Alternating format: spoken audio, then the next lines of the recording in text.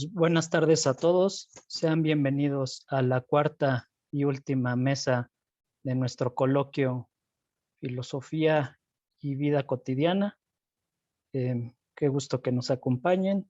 En esta tarde tenemos tres ponencias preparadas. Pasaré sin más preámbulo, a presentar a nuestro primer ponente, que es el doctor Juan Manuel Vargas García. Él es actualmente maestrante en filosofía y licenciado en filosofía por la Universidad Católica Lumen Gentium. Es licenciado en psicología por la Universidad Nacional Autónoma de México y también es actualmente profesor de asignatura en los cursos de filosofía de la naturaleza y teoría del conocimiento.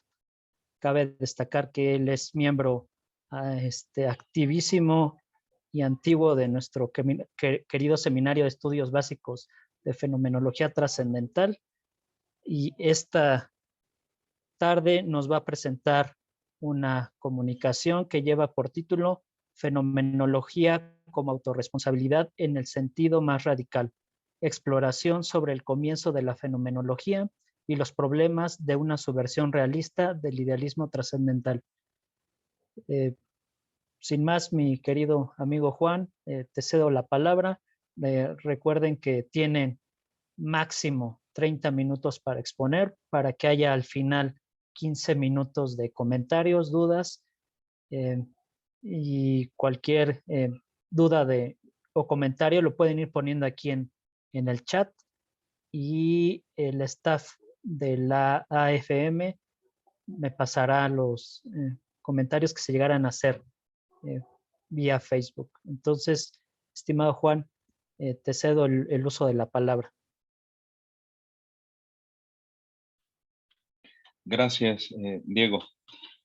Pues en primer lugar quisiera yo agradecer al seminario que me ha acompañado en estos andares fenomenológicos desde que inicié, y bueno, el trabajo de esta participación en gran medida pues es fruto de estos años de estudiar juntos a Husserl. Entonces a todos pues gracias. Bueno, sin más pues procedo al tema que nos ocupa. Pudiera parecer extraño que presente este trabajo con un título tan largo y que aparentemente es tan técnico en un simposio sobre filosofía y vida cotidiana y no en el de historia de la filosofía, pues muchas de las consideraciones siguientes tienen su origen en la historia. Pero algo que me parece fundamental para el presente de la ciencia fenomenológica es acreditar no solo su rigor conceptual y su potencia teórica, sino su conexión con la vida. Esta vida en la que nos encontramos y que pues se expresa en su sentido más concreto allí donde nos inspiramos, nos enamoramos, nos confundimos, nos sentimos angustiados o fascinados, donde pensamos, sentimos, valoramos y actuamos. En suma, el sitio donde ocurren todas las cosas. Esta vida, esa vida, es el tema de la fenomenología trascendental, porque pese a su incomparable claridad, es una disciplina pues profundamente mal entendida. Lo digo con este tono de pesar porque la filosofía de Husserl, que está radicalmente fascinada con lo concreto de la experiencia, requiere una gran dedicación y paciencia para recorrer los intrincados y detallados caminos teóricos de sus conceptos fundamentales y análisis. Esta dificultad teórica de acercarse a los problemas y conceptos fenomenológicos parece en algún modo contravenir su interés por llevar a claridad la vida en sus dimensiones teórica, axiológica y práctica. Pero la claridad que le exigen los problemas que estudia reclama ese nivel de detalle. En el presente trabajo pretendo exponer la tesis que hasta ahora me parece explica la primera y posible más funesta de las herejías husserlianas. Y digo más funesta no porque sea la menos ortodoxa, digamos, a los planteamientos husserlianos, sino porque inaugura esta idea de que pueden existir fenomenologías de distintos tipos, y esto me parece que es particularmente grave en este caso. que inició en los primeros años del siglo XX y que podemos considerar en el contexto del desarrollo de la tradición fenomenológica y que está asociada con el realismo. Busco señalar desde el principio la tesis de que el realismo fenomenológico es una inconsecuencia del espíritu de máxima radicalidad que se sitúa como motivo a la base de la fenomenología, que busca posibilitar la filosofía en un sentido estricto, ¿no? Y cuya auténtica formulación es, como veremos más adelante, el idealismo trascendental. Como es sabido, la conocida frase que contiene el término herejías husserlianas aparece en un par de ensayos de Paul Ricoeur recogidos en A l'école de la phénoménologie, en los que dice que la fenomenología es en gran medida la historia de las herejías husserlianas, ¿no? Esto es así no porque haya que ser incondicionalmente fieles a la filosofía de Husserl, si se quiere ser fenomenólogo, sino porque las fenomenologías alternativas no hacen sino llevar al terreno fenomenológico la equivocidad de los nombres y de los modos de filosofar. Por supuesto que el disenso y la crítica y la purificación de los conceptos y el esclarecimiento, todo eso tiene cabida en la fenomenología, ¿no? Lo que no me parece que es construir fenomenologías a modo. El que hayan surgido escuelas al interior del proyecto de Husserl contraviene su tarea principal, que según el propósito que el autor Moravo se propuso, era suministrar al terreno de la filosofía un fundamento inamovible, apodíctico. Del amplio espectro de variaciones históricas que conforman esta tradición, nos interesa una que llevó a los primeros fenomenólogos del Círculo de Múnich y de Gotinga a separarse de Husserl por representar una tentación constante y por ser una de las más problemáticas. Esto es a lo que denomino realismo fenomenológico. Será necesario para esto apuntar de un modo esquemático el propósito y método de la fenomenología trascendental y la imbricación no siempre clara en la obra de Husserl entre una y otra. Veremos que esta designación, fenomenología realista, es doblemente equívoca. En primer lugar, por la vinculación que hace entre fenomenología y realismo, que es una doctrina ontológica específica, y en segundo lugar, por lo que toca a la cuestión misma de lo fenomenológico. En este punto intentaré mostrar los motivos por que la fenomenología realista no es ni fenomenología, ni siquiera con el apellido realista, sino ante todo una ontología eidética, que en cierta manera recupera la tesis suspendida por la epogé para lograr una reivindicación del ser frente al sujeto. Finalmente intentaré apuntar la pertinencia de comprender la fenomenología de Husserl como un idealismo trascendental. Este idealismo, que se identifica exclusivamente con la fenomenología trascendental, está constituido por a la vez, o por ser a la vez, una actitud, un método y una ciencia fundamental de la filosofía. Las diversas presentaciones que de la fenomenología hiciera en vida Husserl la colocan como una especie de filosofía primera. A este respecto, conviene tener claro el sentido y los motivos por los que Husserl recupera este término.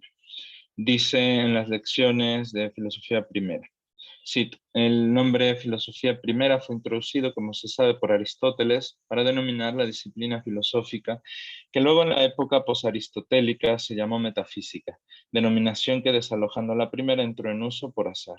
Si retomo ahora la expresión acuñada por Aristóteles es porque ella, no por haber sido utilizada, conserva su sentido literal y no arrastra, como los vagos conceptos de metafísica, diversos sedimentos de la tradición histórica donde se mezclan confusamente recuerdos de los múltiples sistemas metafísicos del pasado. Hecha esta anotación, conviene comenzar con una especie de prolegómenos a la fenomenología y su conexión con el ideal con el que surge la filosofía. Este trabajo tiene dos partes y un pequeño apartado que esbozan una serie de conclusiones. Primer apartado sobre el comienzo de la filosofía y la fenomenología. Suscribo en términos generales la tesis de Miguel García Baró, según la cual la filosofía no puede comenzar con una definición, sino que debe iniciar explicitando su ideal. Cito, hacer filosofía es poner en máxima tensión la inteligencia y aún la existencia toda para tratar de entrar en contacto con la realidad sin velos ni distancias. Hasta ahí Miguel García Barro. El primer paso de nuestra investigación nos sitúa en Grecia. Esto porque este estilo de pensamiento que llamamos filosofía comenzó en este lugar. La filosofía, sin embargo, no es exclusivamente griega, no está ligada exclusivamente a los griegos, sino que esta conexión es de tipo histórico, por ser el horizonte cultural en el que surgió y que se desarrolló primeramente. Pero precisamente al surgir se liberó de todos estos condicionamientos culturales, históricos, y tiende, cito, hacia valores incondicionales y absolutos, hacia la verdad. Hasta allí Bruno Snell. Por eso podemos hacer filosofía. La filosofía en gran medida se ha desarrollado en conexión con su historia, formando una cierta tradición. Recordemos que tradición es o bien el acusativo de traditio o el participio pasivo de traditus, pero de algún modo la etimología señala la función activa y receptiva sobre algo. Se nos da algo, recibimos algo y legamos a su vez algo, ¿no? De modo tal que la tradición es algo que recibimos y a la vez legamos. Es nuestra responsabilidad legar lo mejor. En este sentido recurrimos a los griegos y a los latinos, a los medievales, en tanto que los consideramos maestros. Consideramos que en ellos podemos encontrar algo acerca del cómo mirar mejor las cosas. Por esto, por esta inseparable, digamos de algún modo, referencia a la tradición, Jean-Luc Marion señala en la abertura al ídolo y la distancia que, cito, la filosofía y la teología coinciden tal vez en que, a diferencia de la literatura, no pueden dar un solo paso sin una tradición que la sostenga. Que la relación con la tradición se vuelva crítica no elimina la dependencia, más bien al contrario. Así pues, si algo hemos adelantado, lo debemos a quienes nos han dado a pensar. Como veremos, en el balance entre la búsqueda de la verdad y fidelidad a la tradición no puede imperar sino la primera. La tradición filosófica tiene su valor en conexión con nuestra búsqueda de la verdad. Recurrimos a Sócrates, a Platón o a Aristóteles, no por ser monumentos del pensamiento ni por ninguna clase de devoción intelectual, sino porque siguen siendo maestros nuestros y creemos que pueden enseñarnos algo. Bueno, decir algo es exagerar, ¿no? Pueden enseñarnos muchas cosas. Veremos cómo al interior de la fenomenología, que es el caso que nos ocupa, cualquier devoción intelectual que se priorice la búsqueda de la verdad constituye una subversión de su sentido original, que en gran medida consiste en un esfuerzo por llevar a plenitud el anhelo original de la filosofía. Según Alfonso Pérez de la Borda, el comienzo de la ciencia y la filosofía se da como una búsqueda. Dice que ni la observación astronómica, ni las realizaciones técnicas, ni la exactitud de las mediciones nacieron con los griegos. Con ellos nació algo que es enteramente sutil, casi una inexistencia, pues nació una manera de pensar que buscaba aquello que está por debajo de lo visible, siendo allí exactitud, siendo allí explicación escondida de aquello que tiene explicación, si es que algunos se empeñan en buscar las razones de lo que se nos aparece entre los sentidos. Vemos que lo que cambia con la filosofía es algo sutil, un modo de pensamiento que busca llevar luz sobre la realidad que vivimos en nuestra cotidianidad y en todo tiempo y lugar. Pero la filosofía, y esto es fundamental, cito nuevamente a Pérez de la Borda, no es sin embargo un correr fuera de sí para ir a buscar en otro lugar, en otros mundos, en otras realidades más profundas, aquello que es el interés profundo y definitivo. Lo que los filósofos presocráticos buscan es claramente lo de aquí, aunque para encontrarlo deban irse hasta allí. En mi opinión, allí es lo que descubre la fenomenología de Husserl. Pero demos un paso más. El valor de la filosofía radica, en opinión de Aristóteles, en su búsqueda desinteresada del saber. Según este, y como ha quedado enunciado en el libro primero de la Metafísica, las primeras artes estarían orientadas unas a hacer frente a las necesidades de la vida y otras a la obtención de placer. Una vez satisfecho en lo que toca al placer y a las necesidades, tendría el hombre las condiciones, principalmente el ocio fundado en un cierto hastío, para dedicarse a contemplar la realidad por el mismo hecho de hacerlo. Esta visión de la filosofía primera, fundamentada en el ocio, la coloca como un saber inútil, y dado que solo lo inútil vale por sí mismo, la filosofía primera poseería una inutilidad de la que estaríamos especialmente orgullosos, pues no sirve a ningún externo a ella.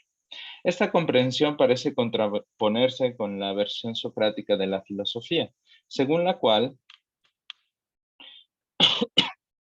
perdón, la responsabilidad de nuestra existencia personal y que ésta no se malogre es su tarea, y que ha quedado inmortalizado en el Sócrates de Platón en la Apología, que ha vivido con radical ejemplaridad, constituye el primero de todos los imperativos, que no se malogre nuestra vida.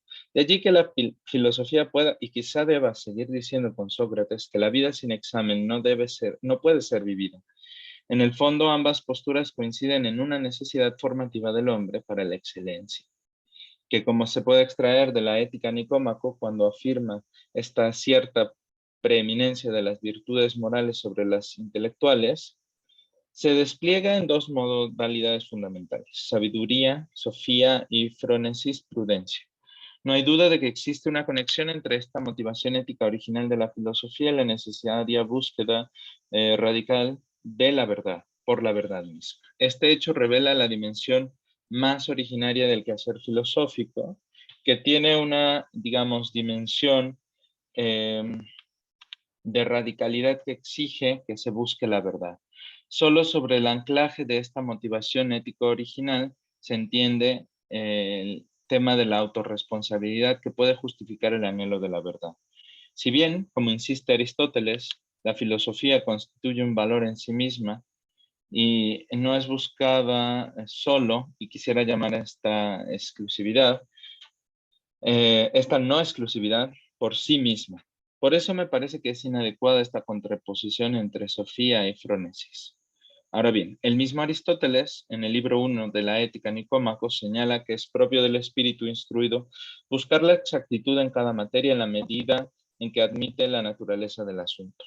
Enseguida se nos presentan un par de ejemplos que ilustran esta idea, pero llevado a nuestro tema, podemos preguntarnos, ¿qué es pues lo que cabe esperar o más aún exigir de la filosofía y de los filósofos? Siguiendo a García Baroy, en oposición con lo que sostendrá Martin Heidegger en el parágrafo cuarto de Ser y Tiempo, la primacía óntica, siguiendo la misma terminología heideggeriana, no corresponde a la pregunta por el sentido del ser, que puede ser una buena formulación de la tarea propia de la sabiduría en su dimensión teorética pura, sino que se dirige al problema del bien y a la vida que se vive en orden a ese bien, es decir, que le corresponde a la prudencia. La pregunta primordial tiene que ver con la vida, con nuestra existencia cotidiana, pues busca la respuesta a la pregunta de cómo he de vivir. Busca responder al problema de la acción. De allí que el hombre busque certezas sobre cómo dirigir sus acciones. El mismo Husserl señala que la filosofía o la sabiduría es una incumbencia del sujeto filosofante. No aparece la filosofía desligada del sujeto que la realiza. En realidad ningún acto, y este es el punto, por eso es importante resaltar todo esto, ningún acto aparece desligado del sujeto que lo ejecuta. Ahora bien, esta incumbencia está caracterizada por la radicalidad apoyada en los motivos éticos que he expuesto hasta ahora. La búsqueda de los principios que Aristóteles identificó con la sabiduría se apoya en un cierto ideal o modalidad de la vida a la que el hombre aspira, y que pese a estar naturalmente capacitado para desarrollar no le es natural, sino que exige de él poner en tensión todas las dimensiones de su vida. Como dirá el mismo Husserl, para alcanzar una vida regulada por normas racionales puras. En este sentido, es primordial entender que existe una preeminencia de la prudencia frente a la sabiduría, que puede reconocerse también en el primer párrafo de la filosofía como ciencia estricta de Husserl.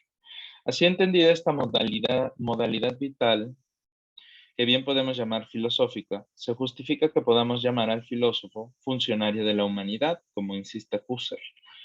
Exige también la radicalidad teórica como un componente esencial para llegar al núcleo mismo de la cuestión o, según la jerga fenomenológica, ir a las cosas mismas. Esta frase, ir a las cosas mismas, ha significado para nuestro movimiento un cierto lema descriptivo de lo que la fenomenología es, bien sea que admitamos que en muchos casos el lema se ha trivializado, como afirma Ángel Solocozzi, o que ha sido objeto de nuestra incapacidad de atenernos precisa y paradójicamente a las cosas mismas, como sostiene Antonio Sirión. Lo cierto es que la identificación del lema con el método de la fenomenología es un completo desatino. Los métodos de la ciencia fenomenológica son la reducción fenomenológica, la reducción eidética, el análisis intencional, por mencionar algunos. La significación del lema, como ha sido enunciado por Husserl, no puede representar lo específico de la fenomenología. Este lema aparece aquí y allá usado como una definición, incluido por muchos de los miembros de los círculos de Gotinga y de Múnich, como una definición de lo que la fenomenología es. Pero esto significa, y esto es particularmente importante, que los restantes campos del conocimiento podrían prescindirse de ir a las cosas mismas, lo cual es un completo desatino. Cuando Husserl lanza este llamado a todo filósofo y en sentido estricto a todo científico, es para que más allá de sus filiaciones académicas y personales, como puede ser el de una ontología realista, como en el caso de estas escuelas fenomenológicas o llamadas fenomenológicas, tome en cuenta en su navegación la voz únicamente de las cosas. La vuelta a las cosas no es un método, pero constituye una actitud o motivación fundamental de todo método. El lema es un alegato a favor de la filosofía y de la responsabilidad que implica el filosofar. A su modo, el ideal filosófico por la radicalidad en el que se observa la primacía de un sentido ético al epistemológico, o dicho en términos clásicos, de la sabiduría frente a la prudencia.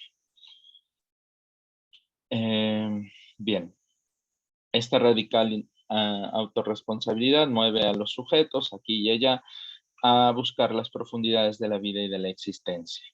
Este afán por proseguir la búsqueda lo ejecuta hasta donde le sea posible, aunque tenga que llevar un examen crítico a la tradición. Por esto y en este sentido, la fenomenología es una filosofía primera, no en el sentido de una ontología tradicional. Pues como afirma Husserl, la cualidad de ser racional no puede realizarse más que por la voluntad plenamente consciente de ser y llegar a ser racional. Esta voluntad se sitúa al comienzo como el motivo que guía la filosofía y que establece un cierto afán en sus prosecuciones metodológicas. La decisión, no por ello menos radical, de dedicar mi vida al logro de la prudencia y de la sabiduría, la opción por la filosofía, por una vida en la que me puedo responsabilizar de mí mismo partiendo de la evidencia radical de las cosas. En este sentido, la filosofía es un filosofar auténtico. La falta de verdad de nuestros pensamientos, afectos y acciones se manifiesta en los desastres de nuestro agonizante mundo atormentado por la violencia, la guerra, la injusticia y la desigualdad. Husserl es consciente de los alcances de su fenomenología y señala en los ensayos de renovación del hombre y la cultura que precisamente, cito, renovación es el clamor general de nuestro atribulado presente. Algo nuevo tiene que suceder en nosotros y por medio de nosotros como miembros de la humanidad que vive en este mundo, que da forma a este mundo como también Él nos da forma a nosotros. Quizá algo deba decir la fenomenología. Es más, estamos obligados a pensar los acontecimientos de nuestro tiempo, pero sin duda el modo de entender y ejecutar la fenomenología condiciona sus rendimientos y su alcance. Segundo apartado, trataré de ser más conciso. Segundo apartado, la fenomenología. Del realismo al idealismo. He partido con una presentación de la fenomenología como el esfuerzo racional del esclarecimiento de la correlación entre vida y mundo. Mundo como horizonte de los posibles contenidos de la experiencia y vida de conciencia en su estratificada racionalidad teorética, axiológica y práctica. De algún modo, esta presentación constituye una especie de prolegómeno a las presentaciones de la fenomenología que parten de la contraposición entre actitud natural y actitud filosófica. Por ejemplo, la que aparece en la primera de las 5 lecciones que constituyen la idea de la fenomenología, o en la segunda sección, el capítulo 1 de la segunda sección de ideas. Aunque en realidad las presentaciones que parten de la clarificación metodológica o nociológica tienen la misma intención que esta, surge una necesidad de plantear casi siempre al inicio de las obras de Husserl esta distinción. Sabemos que el origen de la fenomenología está ligada a los problemas de la equivocidad matemática del tiempo de Husserl que llevaron a una investigación de los fundamentos de la ciencia. Voy a adelantar un poco esta parte histórica del surgimiento de las investigaciones lógicas. Sabemos que surgen como una crítica al psicologismo y que muchos de los alumnos del primer círculo o de los primeros círculos de estudio de Husserl se interesaron precisamente en que este lema, Zum den Sachen selbst, es una crítica definitiva y demoledora al psicologismo, al subjetivismo y a cualquier forma de relativismo. Pero interpretaron, en mi opinión, y a esto se debe el descalabro llamado fenomenología realista, a una interpretación demasiado apresurada de los prolegómenos a la lógica pura y una equívoca interpretación de ideas. Konrad Martius da cuenta de, Hedwig Konrad Martius da cuenta de este hecho, ¿no? Como una especie de decepción, de contrasentido con el que Husserl significó, que la obra de Husserl significó para sus alumnos iniciales, ¿no? No me voy a detener demasiado en el anecdotario, cito. En el tomo segundo de las investigaciones lógicas, dice Konrad Martius, pero sobre todo en las ideas, se nos presentaron a nosotros, los discípulos inmediatos, como un giro incomprensible de Husserl hacia el trascendentalismo y el subjetivismo, si es que no incluso hacia el psicologismo. Parece, hasta allí Konrad Martius, parece que es un contrasentido en la filosofía de Husserl. Sabemos que para la publicación de ideas, pues había apenas nada publicado Husserl, era el artículo de filosofía como ciencia estricta y un par de recensiones de teoría del conocimiento y lógica.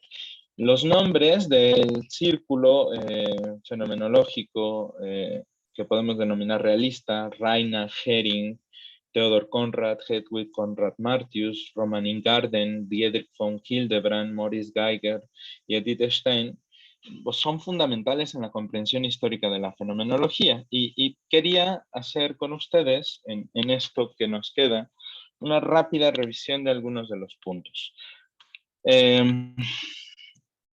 Bien, ¿alguien me puede decir cómo vamos del tiempo? Estamos muy mal del tiempo, ¿verdad? Bien. Pues sí, vamos a apresurar mucho esto. Reinach dice que la fenomenología, en general, tiene que acompañarse de su praxis, si no es palabrería hueca. Digamos, por él, Husserl sintió un eminente respeto. Sabemos que falleció en 1917, fue asesinado en la Primera Guerra Mundial, y en las palabras, digamos, de despedida de Husserl, de Reinach, no porque supiera que iba a morir, sino después de su muerte, dice que precisamente hizo suyo el modo fenomenológico de pensar. Es decir, Reinach se centró sobre todo en el método. Los trazos fenomenológicos que este pensador elaboró requerían subsecuentes desarrollos que encontramos, por ejemplo, en Ingarden, que estudió el problema de la causalidad en el mundo efectivo, en Fafner, que elaboró una ética sobre base fenomenológica. La axiología encontró una expresión desarrollada en Scheller, en Hartmann y en Reiner y von Hildebrand, ¿no? Pero digamos que sería imposible situarlos fuera del contexto de la obra de Adolf Reinach y de la enseñanza, sobre todo, porque era el asistente de Husserl. Entonces, muchos de estos discípulos eran en realidad discípulos de Reinach. Y hay un primer momento, la comprensión de la fenomenología como una actitud derivada de aplicar un método. Es decir, la comprensión de la fenomenología, en primer lugar, como método. El método en la fenomenología no es lo primero. Los métodos posibilitan a la fenomenología alcanzar su rendimiento. no me detengo demasiado en esto. Dentro de este movimiento también encontramos, como le ha llamado Hans Reiner Sepp, las figuras, digamos, tempranas de Konrad Martius y de Edith Stein, que enfatizan la necesidad de volver a un pensamiento objetivo y realista. Este grupo se caracterizaba, digamos, grosso modo, por seguir que del planteamiento de las investigaciones lógicas se seguía una incorporación a una ontología realista a la base o que se justificaba en la intencionalidad de la conciencia. Para ellos la fenomenología era una neoescolástica que se apartaba de la crítica de la razón pura y del neocantismo, que posibilitaba la comprensión de la realidad en su sentido más inmediato, más fáctico. Hering se separa de Husserl, por ejemplo, en la tesis de que la conciencia no requiere nada para existir. Hildebrand acepta la necesaria o invierte, digamos, los términos de la reducción fenomenológica y presenta que tras la reducción no nos quedan ni los meros fenómenos ni nos queda nada, y entonces más bien lo que hay que hacer es volver con una actitud que considere como punto central la penetración intelectual de la definición, es decir, de la esencia de las cosas. Serif, un discípulo de Hildebrand, señala que, digamos, que Husserl es inconsecuente. Digamos, para ir redondeando en esto último, es muy apretado el cierre en esto, una disculpa por ir tan a prisa, pero digamos, en el discurso de los métodos acusa a Husserl de una inconsecuencia entre el interés de la fenomenología centrado en el esclarecimiento de los fenómenos y la teoría, como él le llama, ontológico-epistémica de la conciencia y de la constitución. Venía una digresión sobre un texto muy interesante de Edith Stein sobre el idealismo trascendental, que voy a resumir en un segundo. Digamos, Stein es, en mi opinión, quien hace una crítica más interesante del asunto. La correlación aparece como concepto claro y acepta, digamos, que la verdad se da de modo intersubjetivo. Pero le reclama a Husserl el problema de la sensación espontánea y del correlato del residuo que siempre queda tras la reducción fenomenológica del mundo exterior. En el fondo, Edith Stein quiere realizar una investigación de la Constitución que interrogue al hecho de conciencia de las cosas sin que se disuelva por ello el ser mismo de los estados de cosas en hechos de conciencia. Bien, termino señalando los 3 círculos de ideas que me parecen identificables en estos fenomenólogos y uno que me parece poco explícito y su contestación. Esto a modo de conclusión. Primero, existe un temor de perder el mundo, como si la reducción y el idealismo trascendental fueran una sustracción al mero sujeto, una especie de solipsismo. En esto no cae, por ejemplo, Stein, ¿no? Pero contra esto hay que decir que no olvidar el carácter correlativo de la intencionalidad. Entender que la actitud natural es el modo en que estamos en el mundo, que vivimos y que nos dirigimos a las cosas y demás, y que solo llevamos una clarificación de cómo es que ese mundo se nos da, ¿no? El segundo equívoco es desencarnar o arrancar la fenomenología de su carácter de ciencia y de actitud, reduciéndola a un método. Y el tercero es la instrumentalización de la fenomenología sobre pretexto de ir a las cosas mismas para justificar una ontología realista y proceder filosóficamente a un estudio de esencias y configurar la filosofía como un análisis de ontologías regionales. Finalmente, queda el tema de una cierta motivación religiosa, no explícita en la defensa, sí en sus vidas y en su obra, pero en la defensa del realismo. Me parece que este es un motivo que habría que explorar con mucho más cuidado y que, pues, de modo general quería trazar en la revisión crítica de estos pensadores y su confrontación con Husserl. Pero dejo aquí para cerrar este primer momento de intervención y yo les agradezco mucho su presencia y su atención.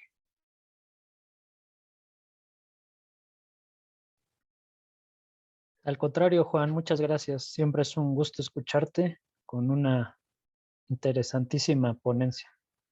Este, bueno, sin más dilación, que vamos un poco tarde en el tiempo, voy a presentar a nuestro segundo ponente de la mesa, que es mi querido también amigo Eugenio Huarte Cuellar, que realizó estudios de fotografía en la Escuela Activa de Fotografía y de licenciatura en Filosofía por la UNAM. Es miembro activo del Seminario de Estudios Básicos de Fenomenología Trascendental con sede en el Instituto de Investigaciones Filosóficas de la UNAM. Sus áreas de investigación en filosofía son la fenomenología trascendental, en particular el análisis del tiempo en Edmund Husserl, y en la filosofía antigua ha investigado con especial atención la teoría del conocimiento de Platón.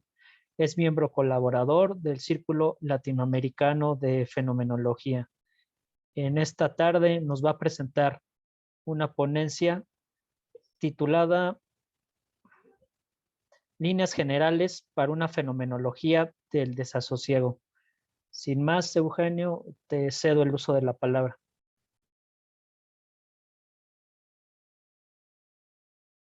Muchas gracias, Diego. No sé si ya se me escucha ahí.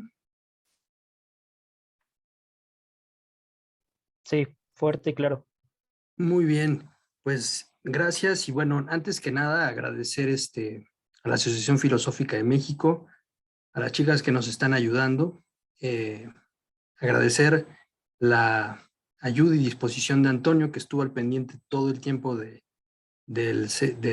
la realización del simposio como coordinador del mismo, agradecer a Diego, a Juan, a Margot, a todas las personas del seminario que participan activamente en él y también a todos los que, digamos, han participado en el simposio, aunque no participen del seminario. Bueno, sin más, para no perder más tiempo, voy a empezar a dar lectura del texto que he preparado. Un momento. He escrito las siguientes líneas con la pretensión de esbozar una descripción fenomenológica sobre el desasosiego con fundamento en los análisis que Husserl desarrolló sobre los sentimientos, particularmente en la quinta investigación de sus investigaciones lógicas. Después intentaré mostrar la estructura temporal que le resulta esencial al desasosiego. No considero que la descripción realizada se pueda considerar suficiente en ella misma para comprender todas las complejidades del tema en cuestión. Pretendo, eso sí, dar cuenta de elementos esenciales que permitan delinear una fenomenología del desasosiego.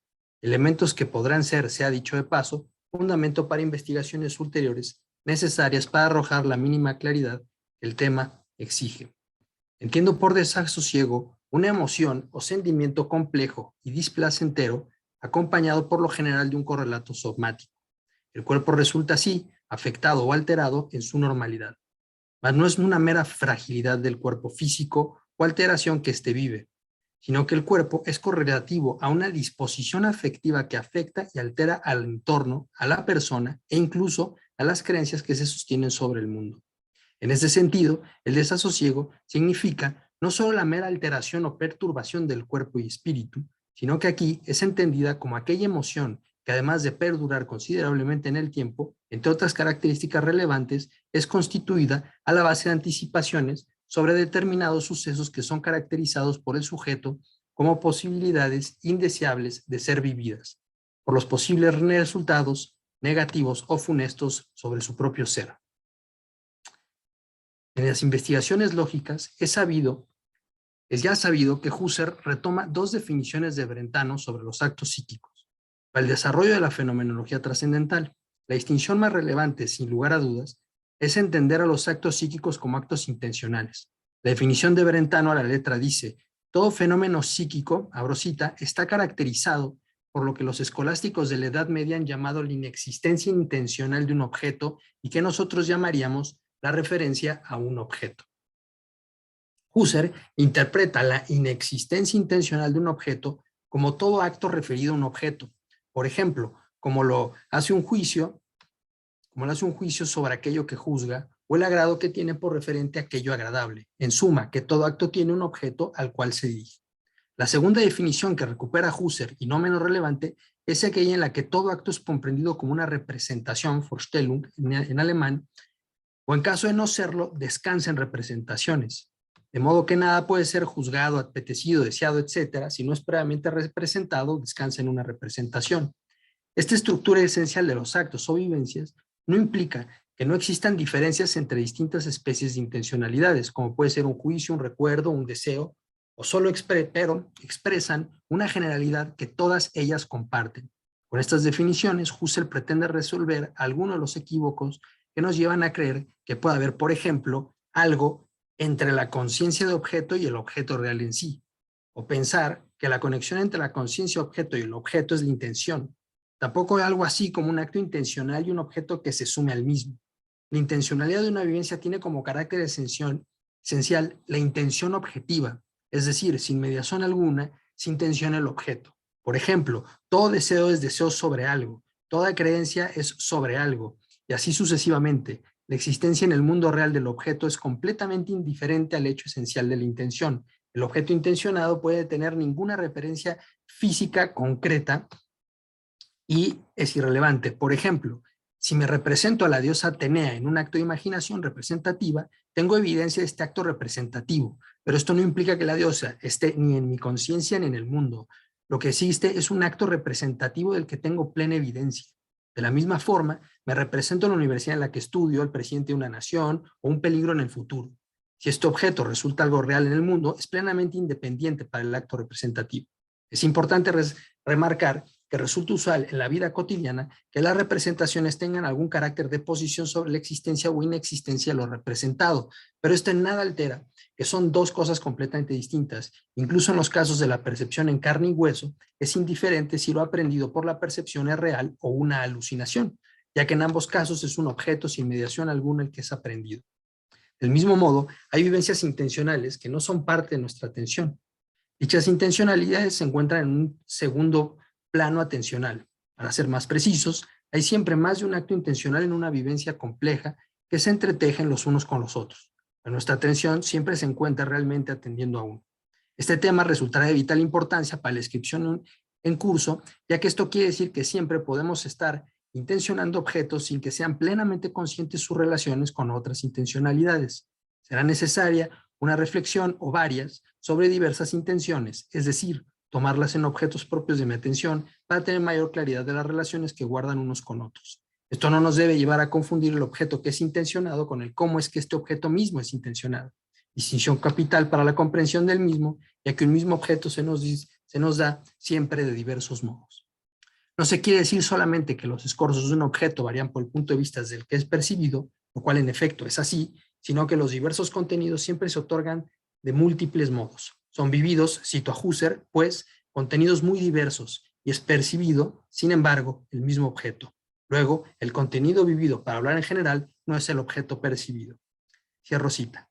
No importa que los contenidos sean diversos entre sí, aún así se constituyen como uno y el mismo. Aunque tenemos evidencia de que la conciencia es un acto cuyo correlato objetivo, aquí lo que tenemos, disculpen, es una evidencia de que la conciencia es un acto cuyo correlato objetivo es la identidad del mismo. Los múltiples contenidos marcarán el carácter distintivo de las intenciones. Por ejemplo, no es lo mismo aprender un sonido que percibir un recuerdo. Sus contenidos sensibles no solo son de especies distintas, sino que su materia es, podríamos decir, ontológicamente diferente. Estoy forzando aquí la terminología, aunque así, en ambos casos, se intenciona un objeto que tiene por base constitutiva una serie infinita de contenidos que se presentan de modos diversos y nos presentan en unidad al objeto. Algunas vivencias son esencialmente intencionales, pero no todas las vivencias son intencionales. Las sensaciones se revelan como vivencias no intencionales. Esto se clarifica al notar que los contenidos de una sensación, por completos o parciales que sean, no son intencionales, ni tampoco son objetos intencionales por ellos mismos. Son necesarios en la constitución de los objetos intencionados, pero ellas mismas no son un acto intencional. No intencionamos el dolor, lo sentimos. No vemos el objeto color, vemos una tonalidad en una superficie dada. De la misma manera, con contenidos sensibles más complejos, como los presentes en el estrés, sentimos tensión muscular, presión en el pecho, incluso dolor, irritación, etc. Pero el estrés no es propiamente un objeto, sino un conjunto diverso de sensaciones relacionadas. ¿Qué sucede en el caso de los sentimientos? ¿Acaso se pueden considerar vivencias intencionales? En una primera aproximación, es evidente que los sentimientos se presentan al igual que las percepciones como vivencias intencionales. Todo agrado exige el objeto agradable, y del mismo modo sucede con el caso contrario. Todo desagrado demanda el objeto de dicho desagrado. Es la canción que escucho lo que realmente resulta agradable o desagradable. La complicación, en este caso, aparece cuando notamos que todo sentimiento requiere de una representación por base para cumplir dicha relación. Es fenomenológicamente patente que requiere representar el objeto en el cual el sentimiento es volcado. Que se requiere representar el objeto en el cual el sentimiento es volcado. La cuestión capital aquí es que no tenemos por un lado el sentimiento sin más intencionado al vacío, por decirlo de alguna manera, y por el otro lado la representación que sirve de base al sentimiento una peculiar tipo de enlace arbitrario, sino que en realidad hay dos tipos de intencionalidad diferentes, una que sirve de fundamento para la otra, sin que por ello las intenciones respectivas se confundan. Una descripción fenomenológica atenta muestra que es el sentimiento el que se dirige al objeto representado, mas sin esta dirección, el mismo carece sentido de ser. Así cuando dos vivencias, cito Husserl, cuando dos vivencias psíquicas, por ejemplo, dos representaciones, entablan una asociación en sentido psicológico objetivo, hay un carácter asociativo de unidad, susceptible de ser señalado fenomenológicamente y que corresponde a la regulación de disposiciones objetivas de las vivencias realizadas reproductivamente en el caso dado. Lo que implica, cierro cita, es que no solo se dirigen una a la otra, sino que hay una relación fenomenológica de asociación peculiar entre ellas, en que se establece una correlación fundante, de modo análogo al de causa-efecto, sin que por ello dicha relación sea en sí misma una relación del tipo causal, sino, como ya se ha dicho, es una relación de fundamentación. Sin el objeto representado, no podría el sentimiento fundarse. Aquí fundarse se interpreta como una intencionalidad que es motivada por otra. La clave está en la dirección de la segunda, ya que resulta necesaria la primera para que la segunda intencionalidad se dirija a esta, mostrando que a diferencia de las relaciones de tipo causal, en las que puede darse el caso donde el efecto existe de manera independiente a su causa, aunque esto en un momento puede sonar extraño, en este nivel constitutivo de fundamentación, la representación que sirve de base al sentimiento no es un mero referente ni una mera causa, sino que el sentimiento tiene por objeto aquello en lo que se encuentra constituido. La segunda intencionalidad, por ende, carece de sentido sin la primera. En estos casos particulares, la relación tampoco requiere de la existencia del objeto en el mundo real para suscitar el sentimiento. Puede suscitar agrado una representación de fantasía. Por ejemplo, al leer un poema, al igual que puede suscitarlo la percepción de un paisaje montañoso. Ambas representaciones funcionan como fundantes para un sentimiento de agrado. Podemos ahora preguntarnos, así como hay sentimientos intencionales, ¿serán posibles los sentimientos no intencionales? Hemos descrito cómo son fundados fenomenológicamente los sentimientos intencionales, pero también hay una especie de sentimientos que no son intencionales. Por ejemplo, todos los sentimientos sensibles no son vivencias intencionales. No son vivencias intencionantes. Dentro de este género encontramos casos como el dolor o el placer. La evidencia fenomenológica de ellos está completamente ligada a nuestro cuerpo. Si bien es cierto que los sentimientos sensibles están referidos en cierto sentido a objetos, por ejemplo, cuando se siente dolor, se siente al mismo tiempo en una parte de mi cuerpo, ¿no? En una parte y en alguna parte de aquello que lo genera, esta sinestesia pertenece de lleno al campo de los contenidos, los cuales, claro que pueden ser objeto de mi atención temática. Incluso en el caso del dolor, es evidente que este es atendido y destacado, ¿no? Y en este sentido, pues claro, objetivado. Las sensaciones funcionan aquí como representaciones, nos dice Husserl, como representantes de actos de percepción, o como se dice, las sensaciones experimentan aquí una interpretación o percepción objetiva. Pero, continúa Husserl diciendo más adelante, pero no se pensará por ello en considerar las sensaciones mismas como vivencias intencionales, ya que no podemos afirmar con razón que el dolor tiene, cierro cita, por objeto mi mano, o que mi mano tiene por objeto el dolor. La sensación del dolor aparece fundida desde luego con cierta sensación de contacto, abro cita de Husserl, y en todo caso parece fundirse al modo de las demás sensaciones, o sea, como punto de apoyo para una percepción empírica objetiva.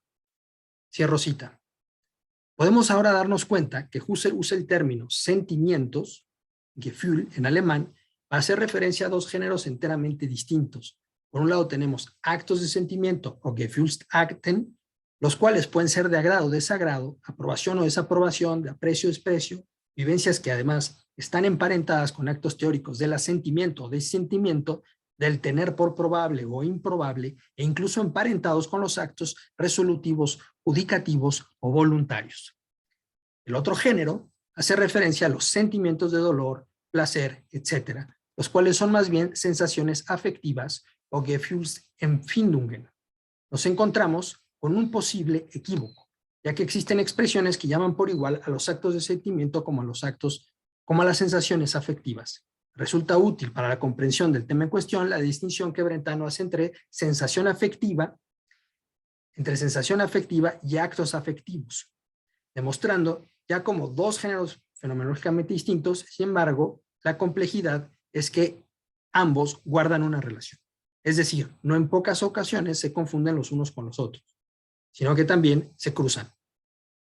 Lo que Husserl ha denominado como sentimientos sensibles vendrían a ser para Brentano las sensaciones afectivas, como lo son el dolor o el placer ligado a los contenidos sensibles. Los denominados también por Husserl en ocasiones simplemente como sentimientos, aquí pensando en las investigaciones lógicas, serán los actos afectivos o las vivencias afectivas. El mismo Husserl externa que la posible confusión de unas con otros no estriba solamente por una similitud en el término que los designa, sino que consistiría también en que se encuentran entretejidas en una vivencia. Por ejemplo, cuando uno vive un suceso feliz, se experimenta un determinado agrado que lo pone a uno feliz.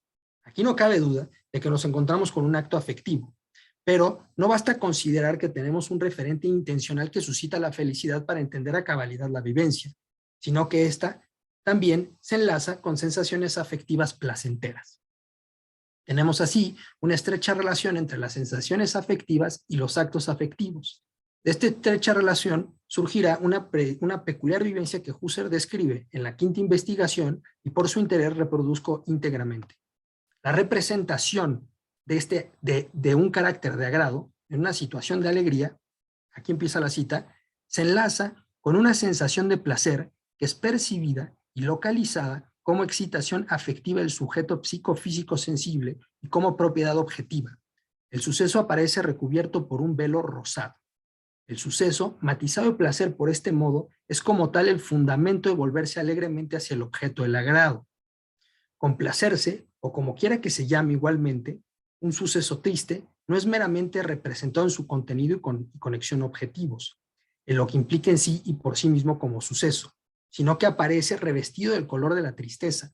Las mismas sensaciones de placer que el yo empírico refiere a sí, localizadas en sí, como el dolor del corazón, son referidas en la apercepción afectiva del suceso. A esto mismo, a estas referencias, son puramente representativas. Un modo esencial nuevo de intención reside tan solo en el ser repelido hostilmente, en el desagrado activo, etcétera, etcétera. Fin de la cita. Nos encontramos con una descripción de suma relevancia, ya que no estamos ante la descripción de una mera emoción suscitada por una sensación afectiva con base a una representación objetiva, o para que sea más claro, una representación, digamos, constituida con base en sensaciones afectivas que sirve de base para que suscite una emoción, sino a lo que Antonio Sirión y otros autores traducen como un estado anímico. El término sería Stimmung en alemán. Husserl no utiliza el término en este pasaje y no se encuentra al parecer en las investigaciones lógicas. Será su aprendizaje concreta en los manuscritos que entregan el proyecto que Husserl denominó estudios de la estructura de la conciencia, estudios que la presente ponencia no podrá abordar, pero resultan necesarios en una investigación más extensa del tema. Aunque no se utilice el término Stimmung en este fragmento, parece que Husserl intenta describir un estado de ánimo, es decir, algo que es mucho más complejo que una respuesta emocional. Husserl dice de manera literal sobre estas vivencias: Das Ereignis erscheint als wie von einem rosigen Schimmer umflossen, que me permito traducir de manera hiperliteral como el evento aparece como si estuviera rodeado por un brillo rosado. Schimmer umflossen quiere decir literalmente brillando alrededor, o algo así, como brillo alrededor, o aquello que brilla a mi alrededor, ¿no? A lo cual Morenti y Gauss tradujeron por velo. Si la traducción es adecuada o no, excede mis competencias. Lo que se busca enfatizar es que en este estado puede ser también entendido o traducido como un brillo. Aclaración que ya ha destacado el propio Sirión. Este brillo que recubre los objetos o la situación toda puede perdurar en el tiempo, cuando los sucesos que han desencadenado el dolor o la tristeza han desapercibido o han pasado a segundo plano y ya no son apercibidos afectivamente, incluso cuando ya no son objetos intencionales propiamente, es decir, cuando el objeto intencional propiamente ya no está. La excitación puede perdurar, por ejemplo. La tristeza puede durar horas, incluso días. Esta nueva intención puede o bien brillar en nuevos objetos y situaciones, así en lugar de funcionar como representación de una propiedad desagradable o agradable, el objeto, abro cita, es referida meramente al sujeto sensible o es ella misma un objeto representado y agradable. Hay casos en los que estos estados de ánimo se suscitan en la esfera del apetito, la cual es por supuesto volitiva. En el caso de los apetitos puede darse el caso en el que estos no exijan una referencia, abro cita, una referencia consciente a algo apetecido, pues con frecuencia somos movidos por un obscuro deseo e impulso y llevados a un fin irrepresentado. Y acaso se acuda principalmente a la amplia esfera de los instintos naturales, a los que falta la representación consciente del fin, al menos primitivamente, cierro cita. Estas serían vivencias intencionales de igual modo que las descritas con anterior. La peculiaridad relevante de este tipo de intenciones, por lo menos así interpreto yo este complicado pasaje, radica en que su intencionalidad podría tener por un objeto una dirección indeterminada. Aquí dirección indeterminada no quiere decir la falta de una objetividad, sino que su representación carece de determinación. Una vivencia que puede ejemplificar este tipo de vivencias es cuando escuchamos una locución, un mero ejemplo, en la cual resulta indeterminado su sentido y significado. Pero es claro que es una locución. Sabemos que pretende decir algo, solo que resulta indeterminado su significado, pero debe de tener alguno. En suma, lo que aquí denomino la indeterminación pertenece en estos casos a la esencia de la intención, cuya determinación es precisamente representar algo indeterminado. Pensemos en el siguiente ejemplo. Deseo algo, mas este deseo en un primer momento puede darse sin un objeto determinado de manera precisa, sino que se presenta indeterminado. Por supuesto que esto puede ser modificado en el tiempo y adquirir una forma determinada en un momento posterior. Claro, y seguramente quedarán dudas sobre esta índole de vivencia en las cuales la dirección resulta indeterminada, ya que es complicado pensar una vivencia sin un objeto bien determinado. Pensemos en el miedo. Por ejemplo, si uno vive el miedo, lo tiene sobre algo bien definido. Por ejemplo, le tengo miedo a la muerte. En una vivencia perceptiva, por ejemplo, en otro caso, una vivencia perceptiva, al ver una casa, es la casa el objeto determinado. Pero podemos tener un mismo objeto dado de diversos modos, no lo olvidemos. Por ejemplo, los juicios, el rey de Alemania, Federico III, el nieto de la reina Victoria, etcétera, son todas intencionalidades judicativas que tienen el mismo objeto, el rey Federico en este caso. De manera análoga, pensemos ahora en vivencias más complejas como la del deseo, que hablaba hace un momento. Podría, por ejemplo, alguien desear tener más tranquilidad el día de hoy. El objeto es, por supuesto, bastante indeterminado. Mas no solo existe esa intencionalidad. También están presentes en esta vivencia otros actos que sitúan temporal y espacialmente la vivencia y no todos están propiamente determinados. Un excelente ejemplo resulta el desasosiego, ya que es una emoción o sentimiento afectivo el cual puede tener un objeto intencional indeterminado o determinado. Por ejemplo, un evento traumático o afectivamente doloroso puede desencadenar el desasosiego.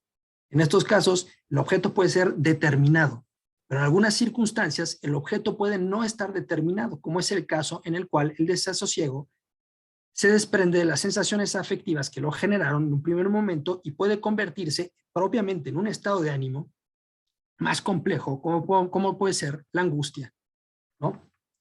Las sensaciones afectivas displacenteras pueden estar presentes en el desarrollo y siempre correlativas a un cuerpo que expresa diversas afecciones, las cuales pueden aumentar o disminuir en intensidad dependiendo de lo que lo origina, pero también dependiendo de la cualidad propia de las sensaciones afectivas que lo animaron en un primer momento. Husserl dice en Ideas 2 sobre el cuerpo que este tiene como distintivo un campo de localización referencial que es la posición necesaria o la presuposición implicada que permite distinguir al cuerpo propio, que en último caso soy siempre yo, frente a todas las cosas materiales. Es decir, el cuerpo se constituye como un estrato de sensaciones localizadas que le permiten localizar todas aquellas que provienen de locaciones que no provienen del cuerpo propio. De modo que el cuerpo se constituye primariamente como órgano de la voluntad. Abro cita de Husserl, en Ideas 2. El único objeto que para la voluntad de mi yo puro es movible de manera inmediata, espontánea, y medio para producir un movimiento espontáneo mediato de otras cosas. Por ejemplo, al mover una silla con mi mano, estoy cumpliendo esto, o cualquier otro objeto que tenga a la mano.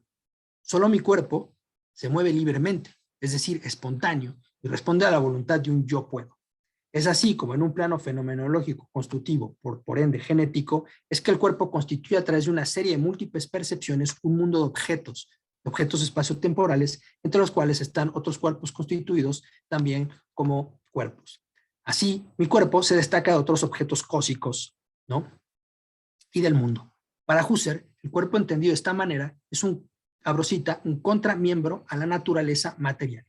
Más el cuerpo, y esta es la parte que es relevante para la descripción, no solo constituye cosas u objetos naturales, sino también lo que denominan Ideas 2 objetividades de nivel superior, o simplemente a veces las denominan como objetividades superiores, como los sentimientos sensibles, como lo son las sensaciones de placer o dolor.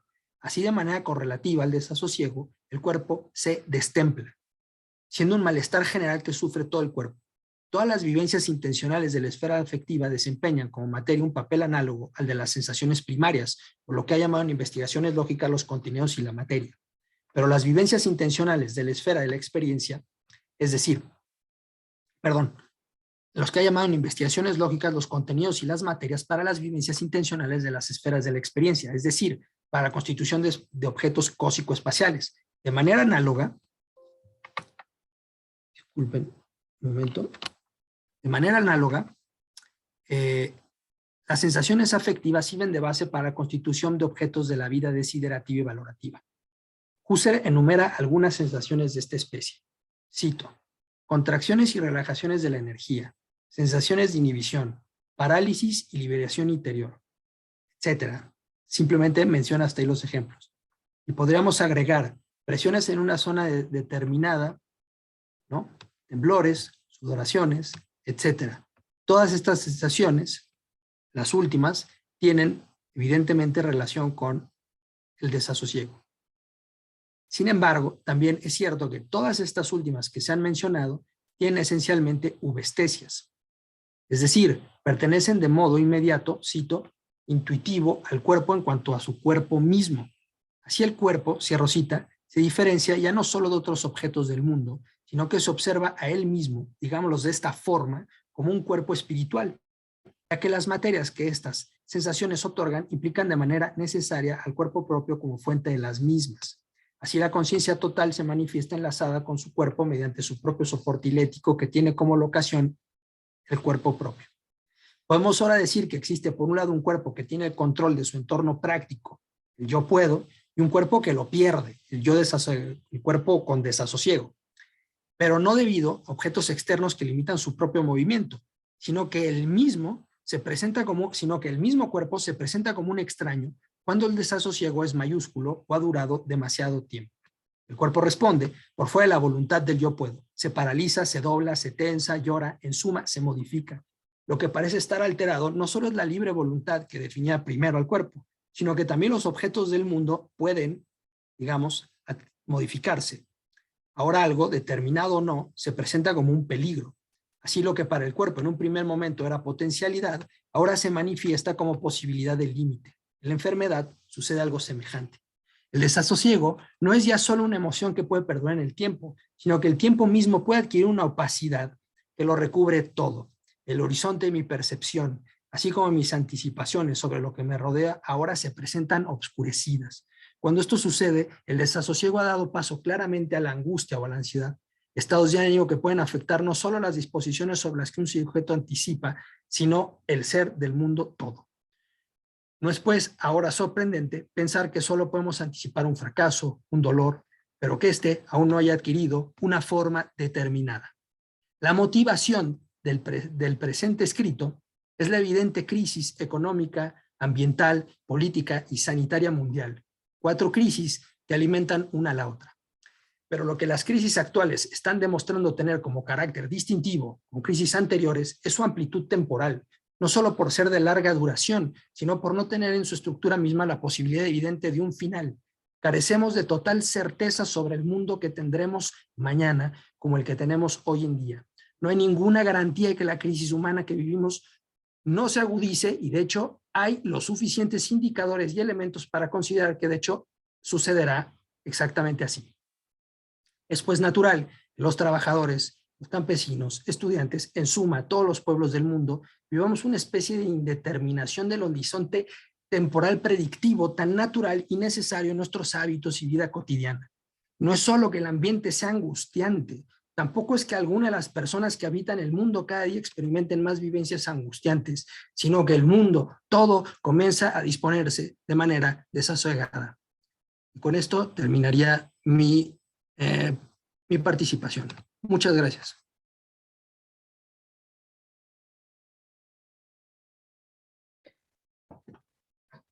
Muchas gracias, Eugenio, por tu ponencia, y me hizo pensar que siempre cuando se critica el idealismo fenomenológico, más bien dense cuenta de qué idealismo le da cabida a estos análisis que acabas de hacer, como de la corporalidad y su relación con los estados de ánimo. Vaya, más que interesante. Por último, y para cerrar esta ronda de mesas, les presento a ustedes a una compañera que recién ingresó a nuestro seminario, al Seminario de Estudios Básicos de Fenomenología Trascendental. Y bueno, sin más, paso a la presentación brevísima de su formación. María Estefanía Serrano Ramírez estudió licenciatura en Filosofía con línea terminal en la Universidad Autónoma de Querétaro. Sus intereses académicos versan sobre la fenomenología y la filosofía del arte, así como el diálogo entre filosofía y neurociencias. Sin más, María Estefanía, te doy el uso de la palabra. Te recuerdo que tenemos 30 minutos y te pido que te ciñas en lo posible al mismo para que demos oportunidad de responder preguntas y comentarios. Sin más, te cedo el uso de la palabra. Gracias, Diego. Mariana. Sí, porque igual ya estamos poco cortos de tiempo y demás. La realidad es que más que ponerme a leer, voy a hacer o tratar más bien de hacer una explicación sobre lo que están viendo en pantalla, que son anotaciones, una introducción de la lógica de los signos en Husserl. Y esto, más allá de que suene el preámbulo de la introducción, es porque particularmente cuando me adentré o cuando, bueno, en la actualidad también estoy adentrando a esto de la semiótica en Husserl, entre otros autores, estas anotaciones que hago de esta introducción a los signos de Husserl, pues me ayudó bastante a mí como para seguir un hilo conductor, porque pareciera que incluso cuando leemos cualquier obra de Husserl, pareciera, y digo pareciera porque no me parece que sea así, se contradice y demás. Y esto se ve incluso, al menos en 2 obras que voy a resaltar aquí, que seguramente los que están más versados en fenomenología las reconocerán, pero es por eso mismo que encuentro como estos preámbulos, precisamente para no caer en este error de pensar que Husserl se está contradiciendo a sí mismo, sino más bien que hace una ampliación de ese tema. En principio, bueno, me remito a ciertos antecedentes, no para hacer un anacronismo, sino porque considero que desde los antecedentes mismos podemos encontrar estas situaciones precisamente de las que incluso pareciera que hasta Husserl también toma parte, ¿no? En principio, bueno, esto del signo no es algo que surge con Saussure, como muchas veces se piensa, o incluso con el mismo Peirce, ¿no? Que incluso hasta él mencionaba que era pionero sino que esto ya lo vemos desde la antigua Grecia, y hay algo importante aquí porque el signo referido en esta palabra que vemos aquí en pantalla, que es esto de semellón. Se veía precisamente como un fenómeno natural, literalmente natural, tanto así que, bueno, un ejemplo muy sencillo de esto de fenómeno natural, remitiéndonos incluso a fenómeno como esta situación que aparece naturalmente, pues en la básica, que es el humo que nos remite a un fuego. Entonces, no obstante, no solamente se quedaba en esto, ahorita vamos a hacer esta relación del por qué probablemente Husserl también se remitió a estas situaciones o consideraciones del signo, porque más allá de que sea un fenómeno natural, también lo iban a reconocer como semella, que eran propiamente estos síntomas, ¿no? O aquí la palabra que va a ser puntual para mi exposición, que van a ser las señales, pero señales de salud o enfermedad, perdón. Esto igual se puede remitir a, bueno, si uno estornuda, ya muchas veces, ¿no? Igual puedes estornudar por otras cosas, pero si ya estornudamos varias veces, pues probablemente esto sea un síntoma de poder remitirnos, perdón, a que probablemente pues estemos enfermos. Entonces, estos como antecedentes nos van a servir en principio como un hilo conductor para reconocer a qué refiere esto propiamente el signo. Ahora bien, en el entendido de que estamos en un congreso y puntualmente en un simposio que habla sobre filosofía y vida cotidiana, es casi imposible no mencionar que precisamente hay una relación muy, muy estrecha con la cotidianidad, en este caso del sujeto, ¿no? La cotidianidad, que después vamos a ver cómo lo retoma Husserl, que va a hablar propiamente de una situación de vivencia. Ahora bien, Husserl en 1890 escribe este primer esbozo, por así llamarlo, de su semiótica, de la lógica de los signos, y ahí aparece este término que vemos en pantalla, que es semiótica, ¿no? Y aquí lo que hace Husserl es una taxonomía, es decir, una clasificación de estos signos. Puntualmente los va a dividir en 7 por tiempo, y también para no abrumarnos aquí con eso, solamente voy a tomar una de ellas, que esta nos va a llevar precisamente a investigaciones lógicas, en donde ya va a establecer esto un poco más puntual, más fino incluso. Pero aquí lo interesante en acerca de la lógica de los signos es que Husserl, sabiendo que Husserl es matemático, nos va a remitir al lenguaje natural como una construcción del lenguaje natural matemático, propiamente la aritmética, como un indicio, una pista, un rastreo puntualmente objetivo de su semiótica. Y bueno, si sabemos, precisamente Husserl no es del todo conocido porque sea semiótico, pero sin duda tuvo que incursionar en estos ámbitos precisamente por situaciones diversas, ¿no? Entonces, referido con esto, que son como los primeros esbozos y reconocer por qué Husserl habla de esto, porque cualquiera podría decir, bueno, es que pues sabiendo que era matemático, ¿cómo nos iba a remitir a los signos? La situación aquí es que pues Husserl nos iba a remitir a esos signos matemáticos, ¿no? Eso es súper interesante. Cuando uno se adentra a las lecturas de Husserl, pareciera que nos está hablando en chino, no sabiendo que Husserl lo que hacía era un análisis, hasta cierto punto también una crítica, de la cotidianidad misma que él veía tanto intelectualmente como en la vida cotidiana de las personas.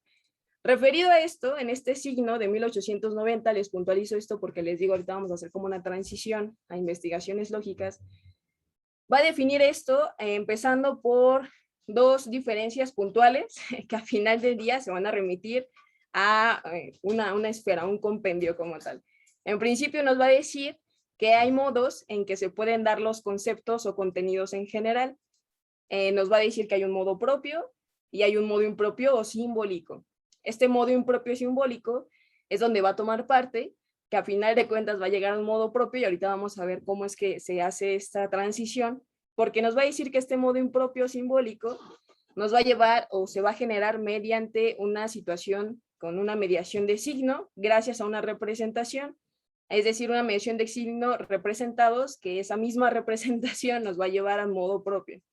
Esto se puede ver mejor con un ejemplo, e incluso el mismo Husserl lo resalta de tal manera, poniendo en ejemplo los nombres propios. Los nombres propios van a poder incursionar al menos en una teoría de los signos en Husserl, porque va a tomar mucho este tipo de ejemplos, al menos en esta semiótica que escribe en 1890, porque va a decir que precisamente estos nombres, si bien el nombre aquí, el que estamos viendo, el de Arturo, va a fungir como un signo que nos remite o está representando en este caso a una determinada persona, nos va a decir que esto no sería propio porque entonces pareciera que estaríamos entrando incluso a una igualdad de una semiología en Saussure, por ejemplo, con el significante y lo significado, ¿no? Sin embargo, pues ve esta brecha, bueno, no completamente con Saussure, ¿verdad? Pero esta brecha, porque para Husserl va a ser importante que el signo no tenga estas limitaciones tan tajantes.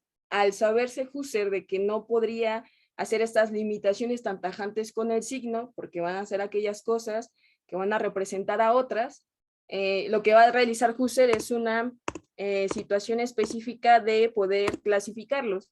En este caso, lo que les comentaba del nombre, aquí el nombre, que en este caso es Arturo, va a fungir como signo de una representación general en tanto a mero nombre, ¿no? En este caso estoy señalando a ese monito que ven ahí, que propiamente que si hacemos una descripción, suponiendo que ese monito es Arturo, que le guste la fotografía, que tenga determinada edad y un sinfín de características, el signo que menciona aquí Husserl, que se va primeramente por una cuestión lingüística, por una cuestión escrita y demás, lo va a relacionar con esta representación general y que esta a su vez es signo de cada uno de los objetos que caen bajo el concepto abstracto.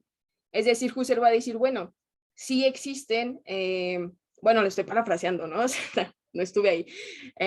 Sí existen estos nombres que van a dar esta situación o van a ponderarse en esta configuración de signo, pero puede ser Arturo en general, ¿no? Sin embargo, si a ese signo se le dota de otras especificaciones, que ahorita vamos a ver qué es lo que dota eso, pues entonces ya podemos remitirnos a una sola persona, es decir, una representación de una persona. En este caso, pues Arturo de determinada edad, tamaño, gustos y demás, ¿no? Esto va a ser importante y lo resalto porque después lo que va a hacer es precisamente darnos un bosquejo de a qué se refiere con signo, todavía adentrándonos en esta lógica de 1890, de la lógica de los signos. Y aquí lo cito textualmente: signo de una cosa, de un contenido en general, puede ser todo aquello que la caracteriza, que es apropiado para distinguirla de otras y con lo cual estamos luego en condiciones de volver a reconocerla. Y esto a su vez nos va a llevar que el signo aquí tiene como concepto, el signo como concepto de relación que señala algo designado. No hay que olvidar estos dos puntos o puntotes, estas dos esferas que les pongo aquí en la presentación, porque después esto lo va a retomar en investigaciones lógicas. Y es aquí donde les comentaba de inicio, pareciera que hay un cambio o hasta él mismo se refuta o se vuelve a replantear el asunto, pero más allá de refutarse, lo que hace Husserl es poder replantearse nuevamente a qué era lo que estaba llamando signo.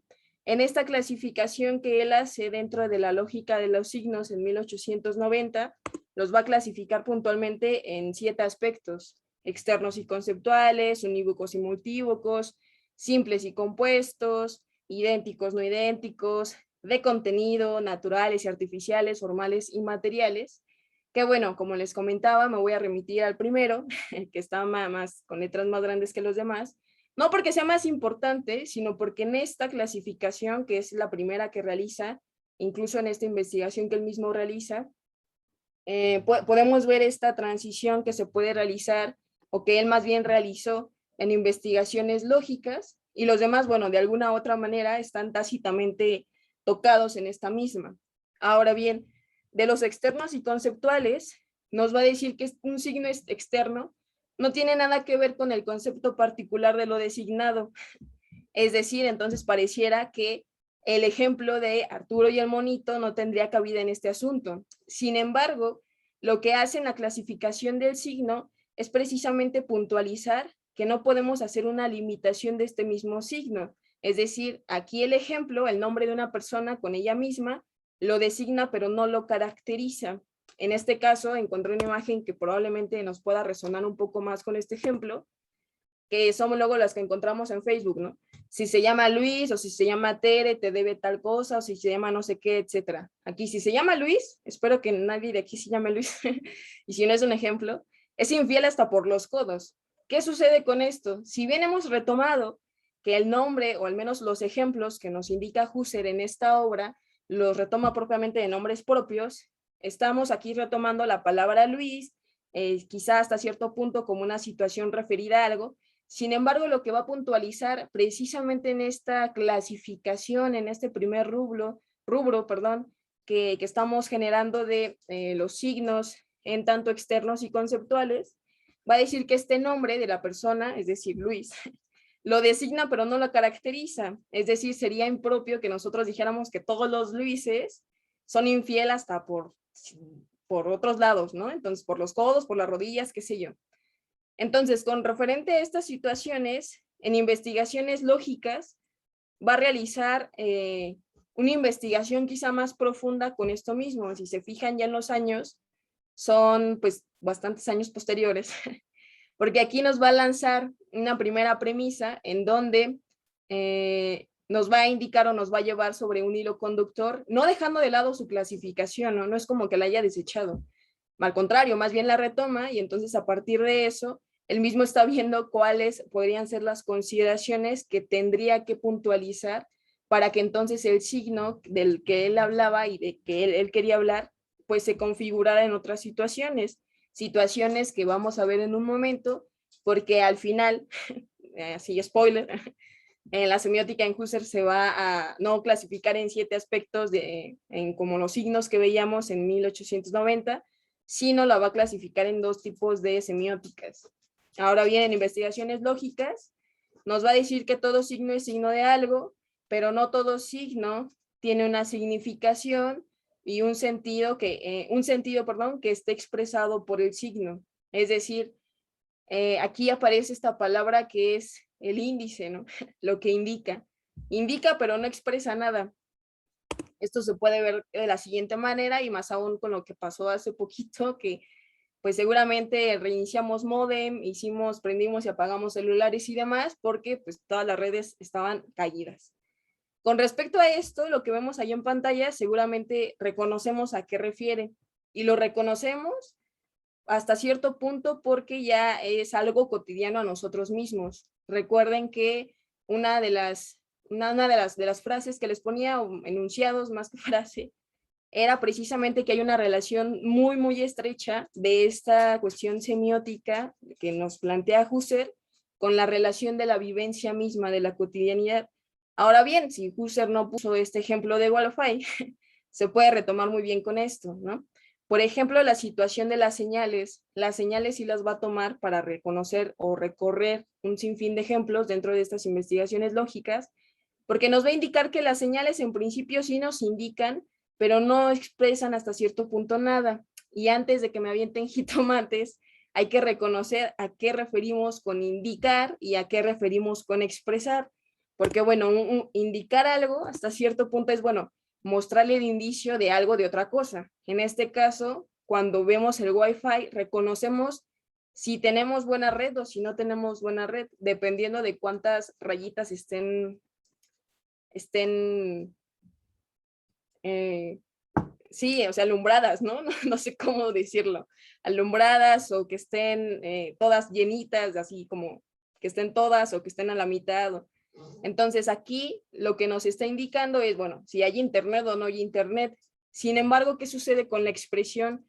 Husserl, bueno, lo de la expresión lo va a desarrollar y desarrollar correspondiente a esto, porque va a ser algo fundamental para reconocer y enterarnos, más que enterarnos, comprender a qué se refiere con esto del signo, porque esto de que indican pero no expresan nada es de donde podemos encontrar esta diferencia que se puntualiza en toda la lógica de los signos que ya puntualizaba él desde 1890.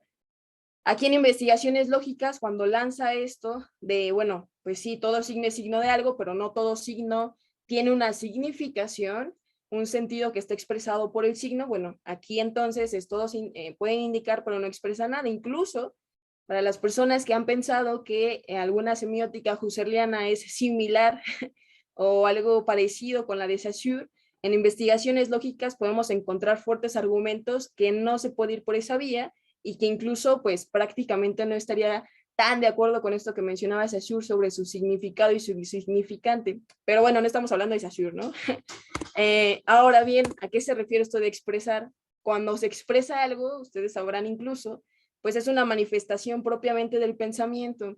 Y propiamente el pensamiento, porque aquí la expresión como palabra, como concepto, si nos vamos incluso hasta una mera etimología de la misma, podemos encontrar que en principio una etimología así como súper básica es, bueno, aquello, lo expresado es una manifestación de manera vocal, ¿no? O sea, cuando tú lo hablas.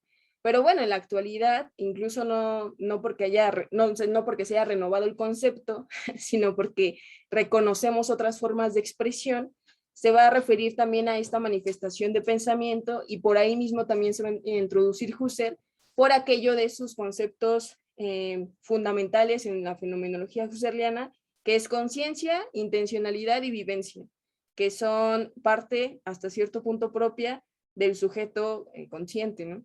Ahora bien, esta situación de las señales, en la del Wi-Fi y demás, tal vez podamos indicarlas mejor con un niño. Los niños indican, pero en ocasiones no expresan nada. ¿Qué es esto? Bueno, la señal en este caso, incluso se llama índice del dedo, ¿no? Es un indicio nos está dando, esta señal tendrá una extensión más amplia que la expresión, nos va a decir Husserl. ¿Por qué? Porque si nosotros vamos a un niño y nos señala algo el niño, o incluso la manera en las que ellos se pueden comunicar, después ya sea llorando o por diciéndote balbuceos o demás, pero nunca nos van a decir propiamente, porque todavía no tienen este lenguaje desarrollado. Entonces ahí mismo, esta situación de la señal, como en este caso les pongo ahí la imagen, va a tener una extensión más amplia. ¿Por qué? Porque ese niño que vemos ahí en pantalla puede hacer referencia a muchas cosas. En este sentido, pues tendremos que saber qué está viendo el niño. En este caso, pues las cosas que está viendo serían hasta cierto punto un poco más extensas en comparación de que si el niño me dice, oye, dame agua, ¿no? O si va y te señala puntualmente, no sé, en este caso, pues su biberón. Si el niño o la niña señala su biberón puntualmente, aquí la extensión ya no es propiamente esta situación.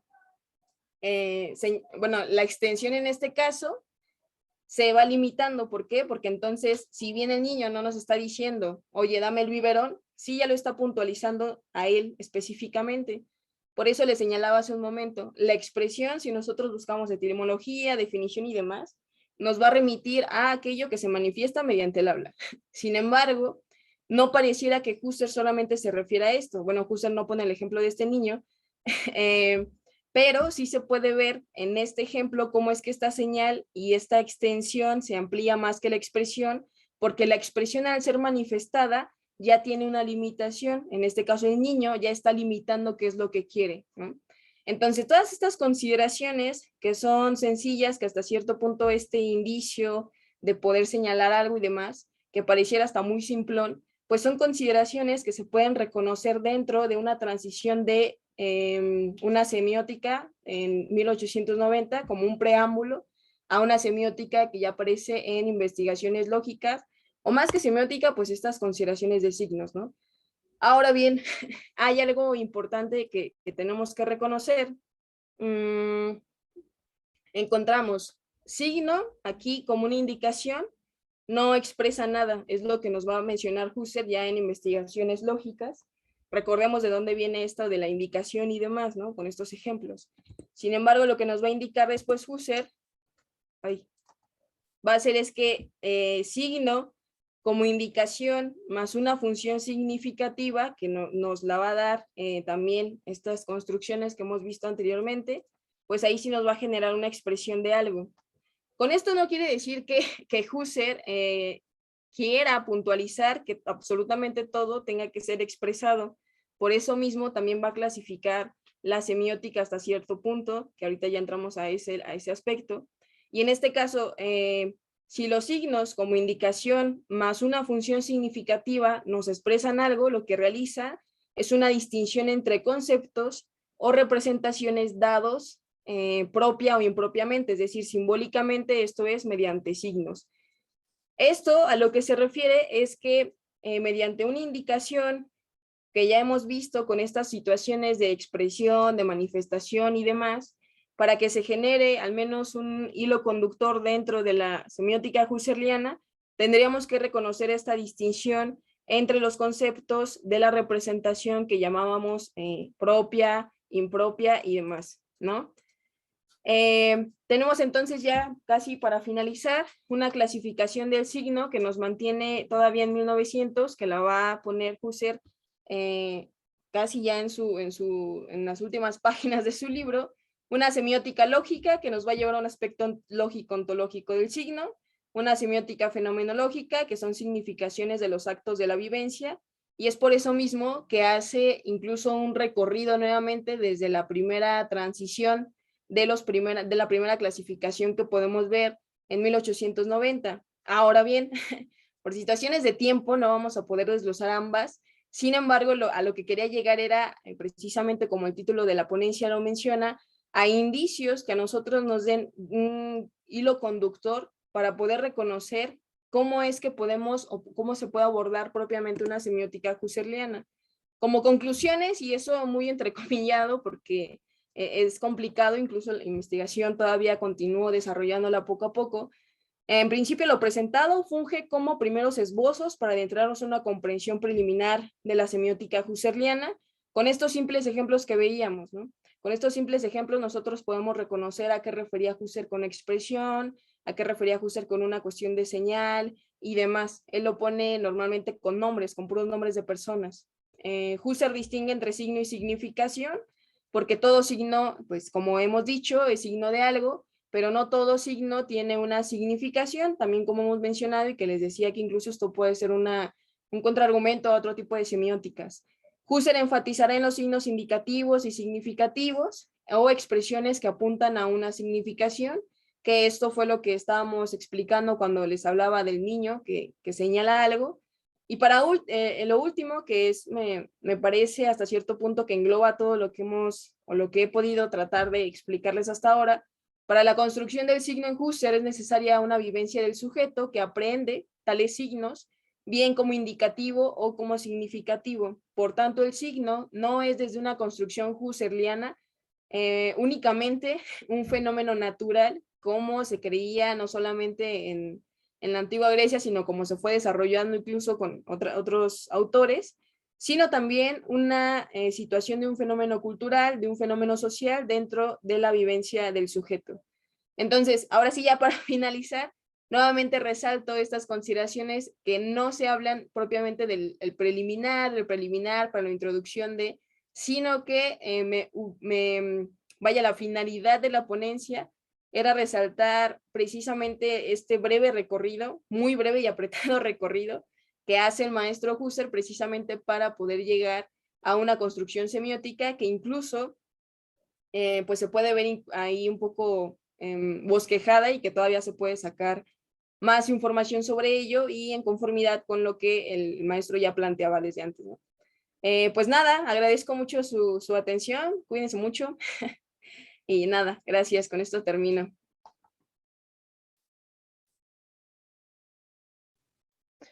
Muchas gracias, Mariana. Y disculpa por lo del nombre, ahí me falló el nombre propio. Pues magnífica presentación, muy sucinta, y agradezco que te hayas ceñido al tiempo que tenemos. Bueno, estas son las mesas que hoy se presentaron, y yo quiero invitar a los asistentes, ya sea aquí en la plataforma de Zoom o a los que nos están escuchando vía Facebook, que si tienen alguna duda o inquietud, la hagan manifiesta de estas tres excelentes ponencias. Entonces, no sé si alguien tenga alguna duda o comentario sobre alguna de las tres ponencias de esta mesa.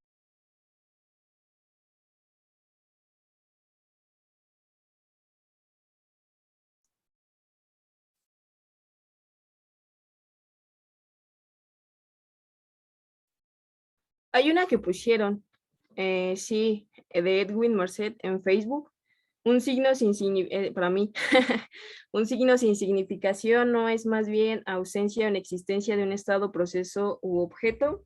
En una consideración husserliana, si en existencia nos referimos a algo que no existe, que es algo que no está en la realidad, pues podríamos ver como que a qué ejemplo nos podríamos remitir, porque Husserl sí habla sobre esas situaciones. No es que sea inexistencia, sino que su modo de representarse es diferente. Incluso pone ahí ciertos ejemplos, sobre todo con la fantasía y la imaginación, pero igual por situaciones de tiempo no abordamos tal tema, pero no es que no exista o no es que tenga una ausencia, solamente se está representando de manera distinta, y entonces el signo ya no sería el signo generalizado como lo menciona Husserl, ¿no? Por eso de ahí parten investigaciones lógicas a que haya una semiótica lógica, es decir, de aspecto lógico-ontológico, y una semiótica fenomenológica. Puntualmente en la fenomenológica me parece que puede dibujarse un poco más esta respuesta, porque en la semiótica fenomenológica es donde se va a introducir más propiamente a estas situaciones del recuerdo, de la temporalidad, de la imaginación y demás. Pero sí. Gracias, Mariana, por la respuesta, y gracias a Edwin Merced por la pregunta. Él mismo pregunta, supongo yo que es a Eugenio. La pregunta es, Eugenio, cuando el ponente hablaba del velo rosado y un brillo o iluminación, ¿no se trata de una referencia a la noción de un aura? Esa es la pregunta, Eugenio, para tu ponencia.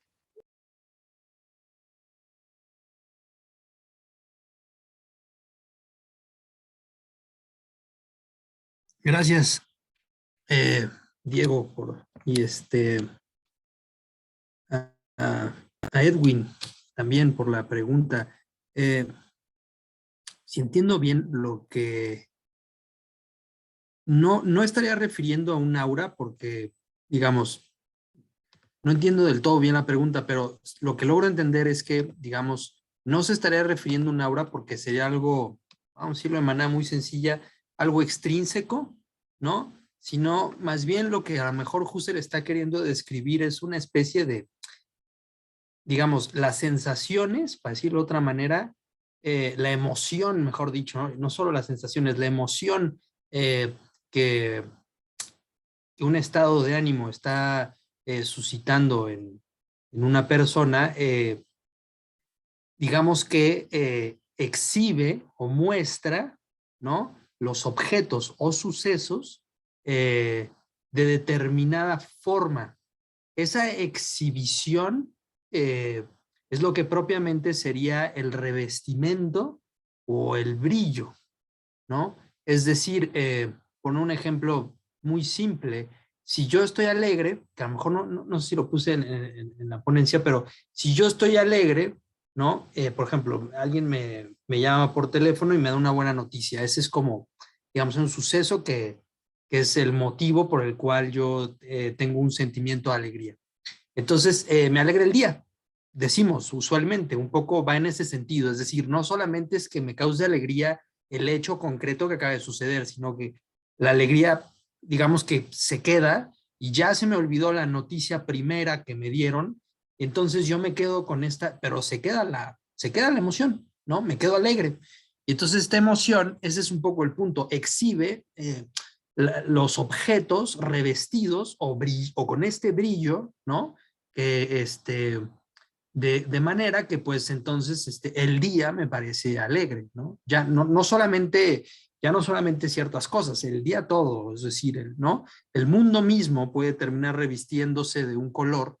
Es un poco la idea que creo que está de fondo, ¿no? Es una descripción de la manera en la que los estados de ánimo, digamos, exhiben el mundo, las cosas, las personas, las situaciones. Sí, espero que eso resuelva la duda. Muchas gracias, Eugenio. Hay otra pregunta para Mariana en Facebook de Art Orduña, y la pregunta es, ¿la semiótica puede ser un medio para analizar problemas de carácter teológico?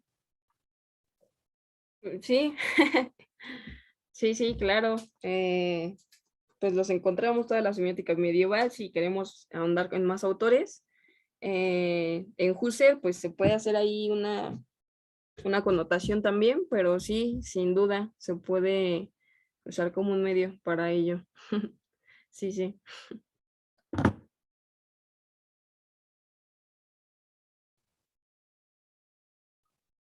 Gracias, Mariana, por la pregunta, por la respuesta, perdón. ¿Hay alguna otra duda o comentario a los ponentes de las 3 mesas de hoy? Bueno, de esta tarde.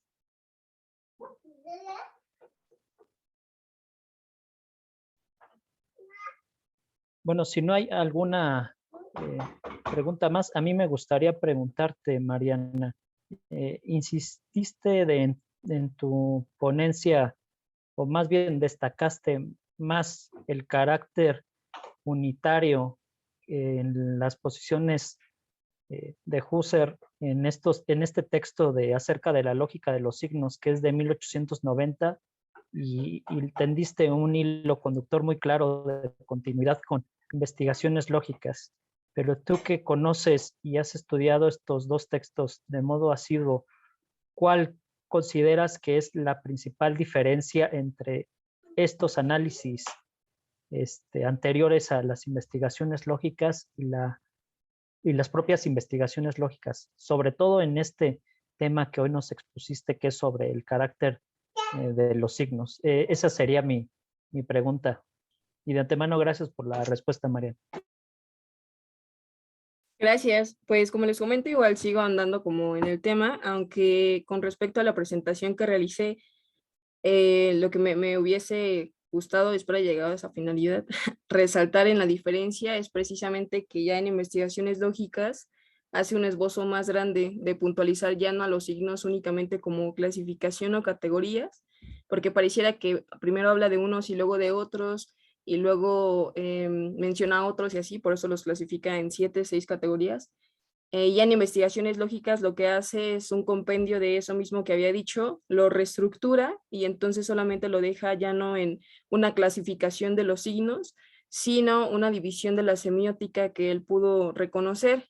Propiamente la primera que les mencionaba, que va desde un aspecto más ontológico, lógico-ontológico, puntualiza más, me parece, situaciones que podemos ver en el texto de 1890 con esta lógica de los signos, y en donde ya se adentra puntualmente a una construcción de una semiótica fenomenológica, la esboza, y digo esboza porque esto incluso ya después podemos ver incluso ciertas características en Ideas 1, en donde también retoma ciertas consideraciones de ello, en donde habla ya propiamente de una significación, esboza precisamente el papel de esta semiótica, de estos signos, pero con referencia a situaciones de la vivencia, de la intencionalidad, y esto, por ejemplo, no lo menciona tanto o no hace mucho hincapié en ello en su texto de 1890. Son, me parece, ciertas diferencias puntuales, concisas, pero que e incluso esto también de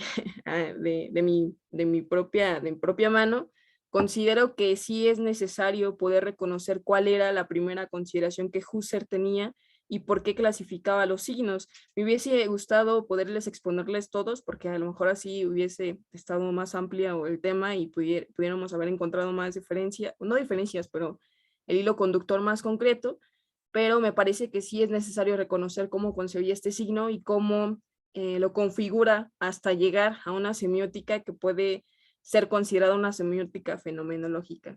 Espero te haya respondido, pero y gracias por la pregunta. Y a todos los demás también gracias. No, totalmente, Mariana, muchas gracias. No sé si alguien más tenga alguna duda o comentario, alguna de las 3 ponencias.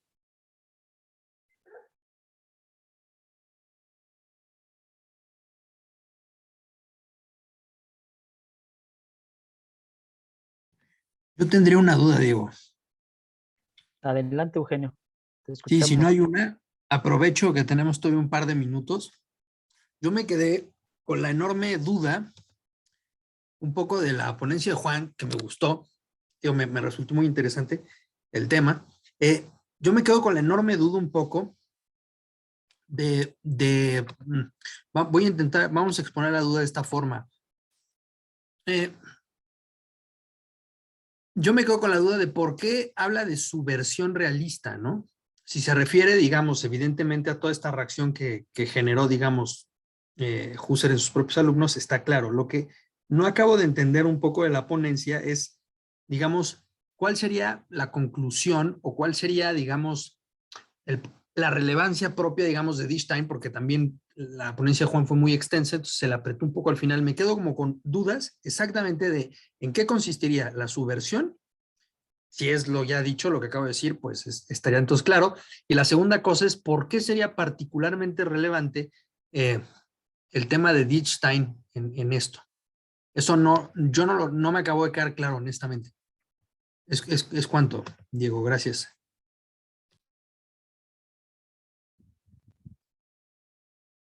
Listo, creo que es clara la pregunta. Déjame veo qué pasa con Juan, porque me parece que tiene ahí fallas con su plataforma. Entonces, igual dame un minuto a ver si lo puedo contactar y vemos. Si no, pues se la pasamos para el día de mañana, ¿no? Y que nos responda. Pero idealmente que sí lo haga todavía en este coloquio. A ver, dame un minuto.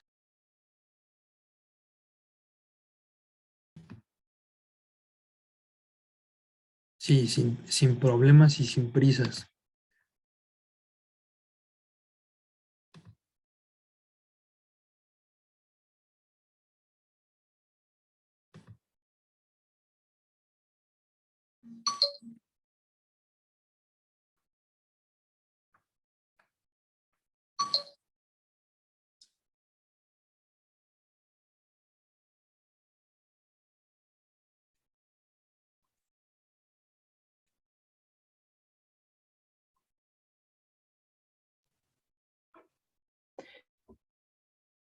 No, pues al parecer Juan sí hay problemas con la plataforma.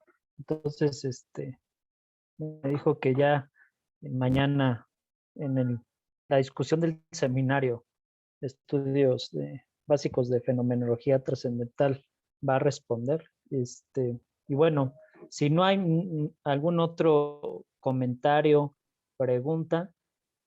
Mira, siempre sí se animó Sebastián. A ver, adelante, Sebastián. No sé si quieras activar tu micrófono o tu cámara o las dos cosas. A ver, te doy ahí libertad. Sí, gracias. Primero, pues agradecer a los tres ponentes porque ahora fueron tres ponencias muy interesantes, pero por razones de mis propios intereses quisiera preguntar algo a Mariana. No sé si ya tenga una respuesta concreta.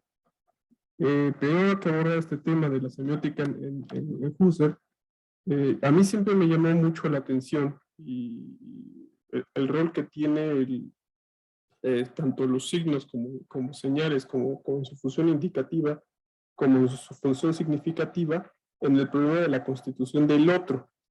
Y lo menciona porque, por ejemplo, en Ideas 2, Husserl distingue, aunque no lo hace tácitamente, no lo dice, más bien no lo dice expresamente, dos niveles de comunicación como parte del proceso de la constitución del otro, ¿no? Un nivel de comunicación en el cual, pues digamos, nos percibimos unos a otros, pero sin ningún tipo, si entiendo yo, de interacción, ¿cómo decirlo?, significativa o simbólica, y un segundo nivel de comunicación, digamos que ya, como yo lo entiendo, pues ya un nivel simbólico, un nivel donde ya sean propiamente los actos sociales.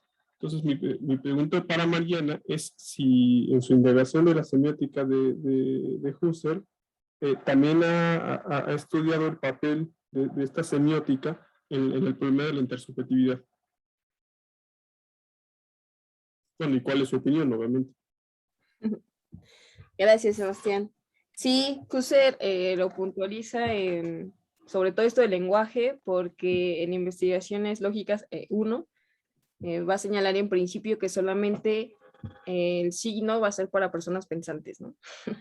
Ya después va a señalar propiamente, incluso tiene una frasecita así, que es, bueno, hasta los mismos animales pueden fungir todas estas consideraciones de signos hasta cierto punto en su andar, en su animalidad.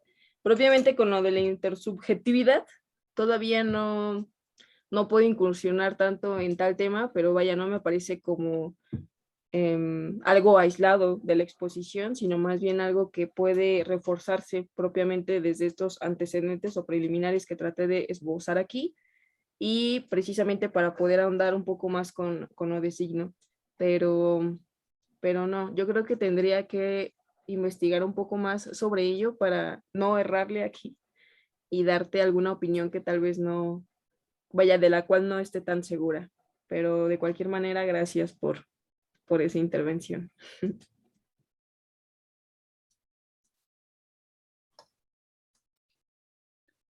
Gracias, Sebastián, por la pregunta y también de igual manera para Mariana por la respuesta.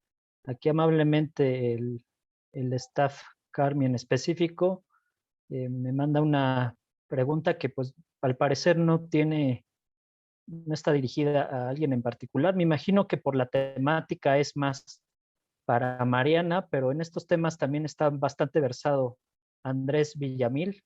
Entonces, pues a quien quiera responderla, ¿no? La pregunta es que si alguien sabe si Frege y Husserl intercambiaron correspondencia epistolar.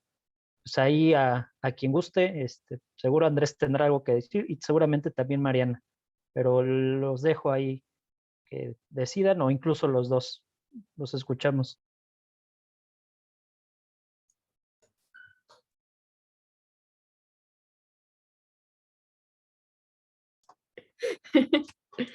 Em, Como tal, hasta donde lo poco que he leído de ambos, no es tanto que hayan intercambiado a correspondencia, pero al menos sí se tienen indicios de que se hayan leído mutuamente, pero te comento, igual no, como tal, no sé si correspondencia, no sé si Andrés sepa, pero, o alguien más de aquí, pero sí tienen, o no, sí tuvieron como roces en sus teorías.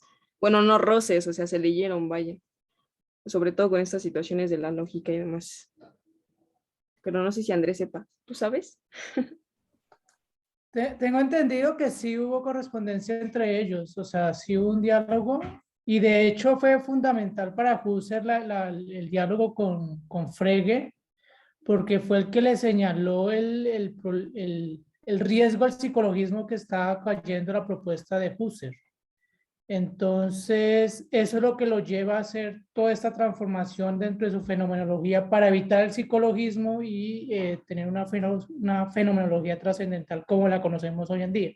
Entonces, sin Frege no habría fenomenología trascendental husserliana. Eso sí lo podemos señalar sin error a equivocarnos.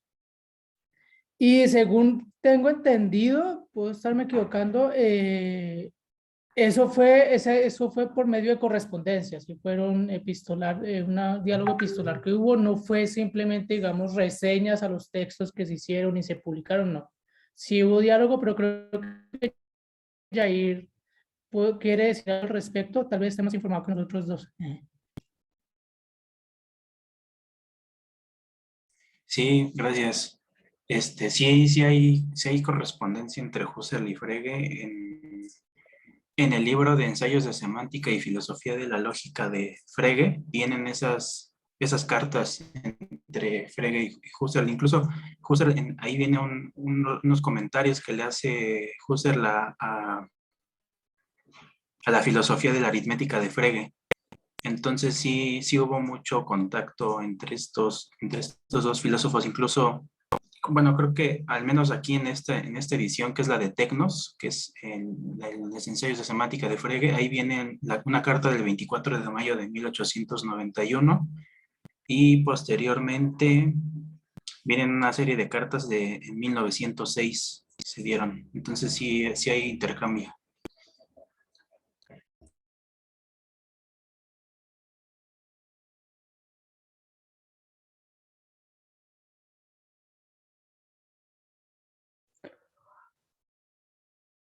pues muchas gracias, Jair, primero a Mariana, Andrés y por último a Jair, que respondieron la pregunta que hizo Edwin. Y también estaba revisando ahora mismo, hay un tomo de Husserliana Documente que tiene todo el intercambio epistolar de Husserl. Pues me imagino el académico, no sé hasta qué punto también sea personal, pero son 10 volúmenes.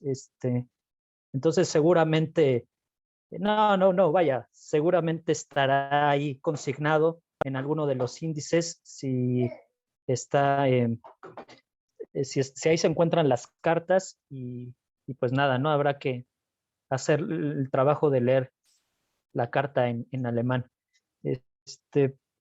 Bueno, Sebastián acaba de hacer una referencia bibliográfica, incluso da dónde lo podemos revisar. Pues gracias, Sebastián, por la recomendación. Eugenio y Sebastián tienen la mano levantada, entonces le doy la palabra. Me parece que primero fue Sebastián, así que adelante, Sebastián, te escuchamos. Nada más era para compartir este texto que está en la biblioteca de los rusos. Y es una colección de varios ensayos justamente comparando y también analizando la relación tanto filosófica como histórica de Husserl y Frege. Repito, está en la biblioteca, está virtual y pues no es difícil de conseguir y repito, son varios textos. Hay uno creo que puede satisfacer sus inquietudes. Fantástico, muchas gracias, Sebastián. Eugenio, tienes un minutito si quieres comentar algo para ya ir cerrando la mesa. Sí, aprovecharía un poco la oportunidad para revisar un poco. Hay un artículo ya algo viejo que se llama, ahorita les digo, Husserl and Frege, A New Look at the Relationship, que escribe Mohanty, en donde precisamente niega la posición de que Husserl haya cambiado, digamos, ha dado el giro trascendental debido a Frege, digamos, y da argumentos contundentes en contra de esta tesis, ¿no? Básicamente, dice Mohanty, para ir al grano, que digamos, los cambios relevantes de Husserl los tiene, de hecho, incluso, digamos, temporalmente desfasados a los periodos de la correspondencia entre uno y el otro. Lo que este artículo sí deja en claro es que claramente sí se influyeron el uno al otro, ¿no? Pero, digamos, sí habría una interpretación y un estudio de que, digamos, compartían el antipsicologismo, pero no que, digamos, que Frege fue, digamos, fue el que provocó, digamos, un cambio radical en la, y dio un giro hacia la fenomenología. Y eso llevó a dar a Husserl su giro fenomenológico. Es todo. Gracias, Diego. No, a ti, Eugenio. Bueno, pues ya estamos literalmente sobre el tiempo. Yo simplemente quería agradecer a todos por su presencia, a los ponentes, pues su atención, a los asistentes, sus preguntas y sobre todo también al staff que nos estuvo ayudando, pasándonos los comentarios y dudas. Sin más, pues doy por clausurada la mesa y con ella nuestro coloquio de filosofía y vida cotidiana. Y los invitamos también a que consulten la página de Facebook del Seminario de Estudios Básicos de Fenomenología Trascendental. Trataremos de dar cabida a quien tenga interés. Por ahora las sesiones están haciendo las sesiones están siendo por vía remota, entonces no hay problema por la cuestión de la localidad. Bueno, sin más, pues les agradezco de nuevo y muchas gracias por su atención.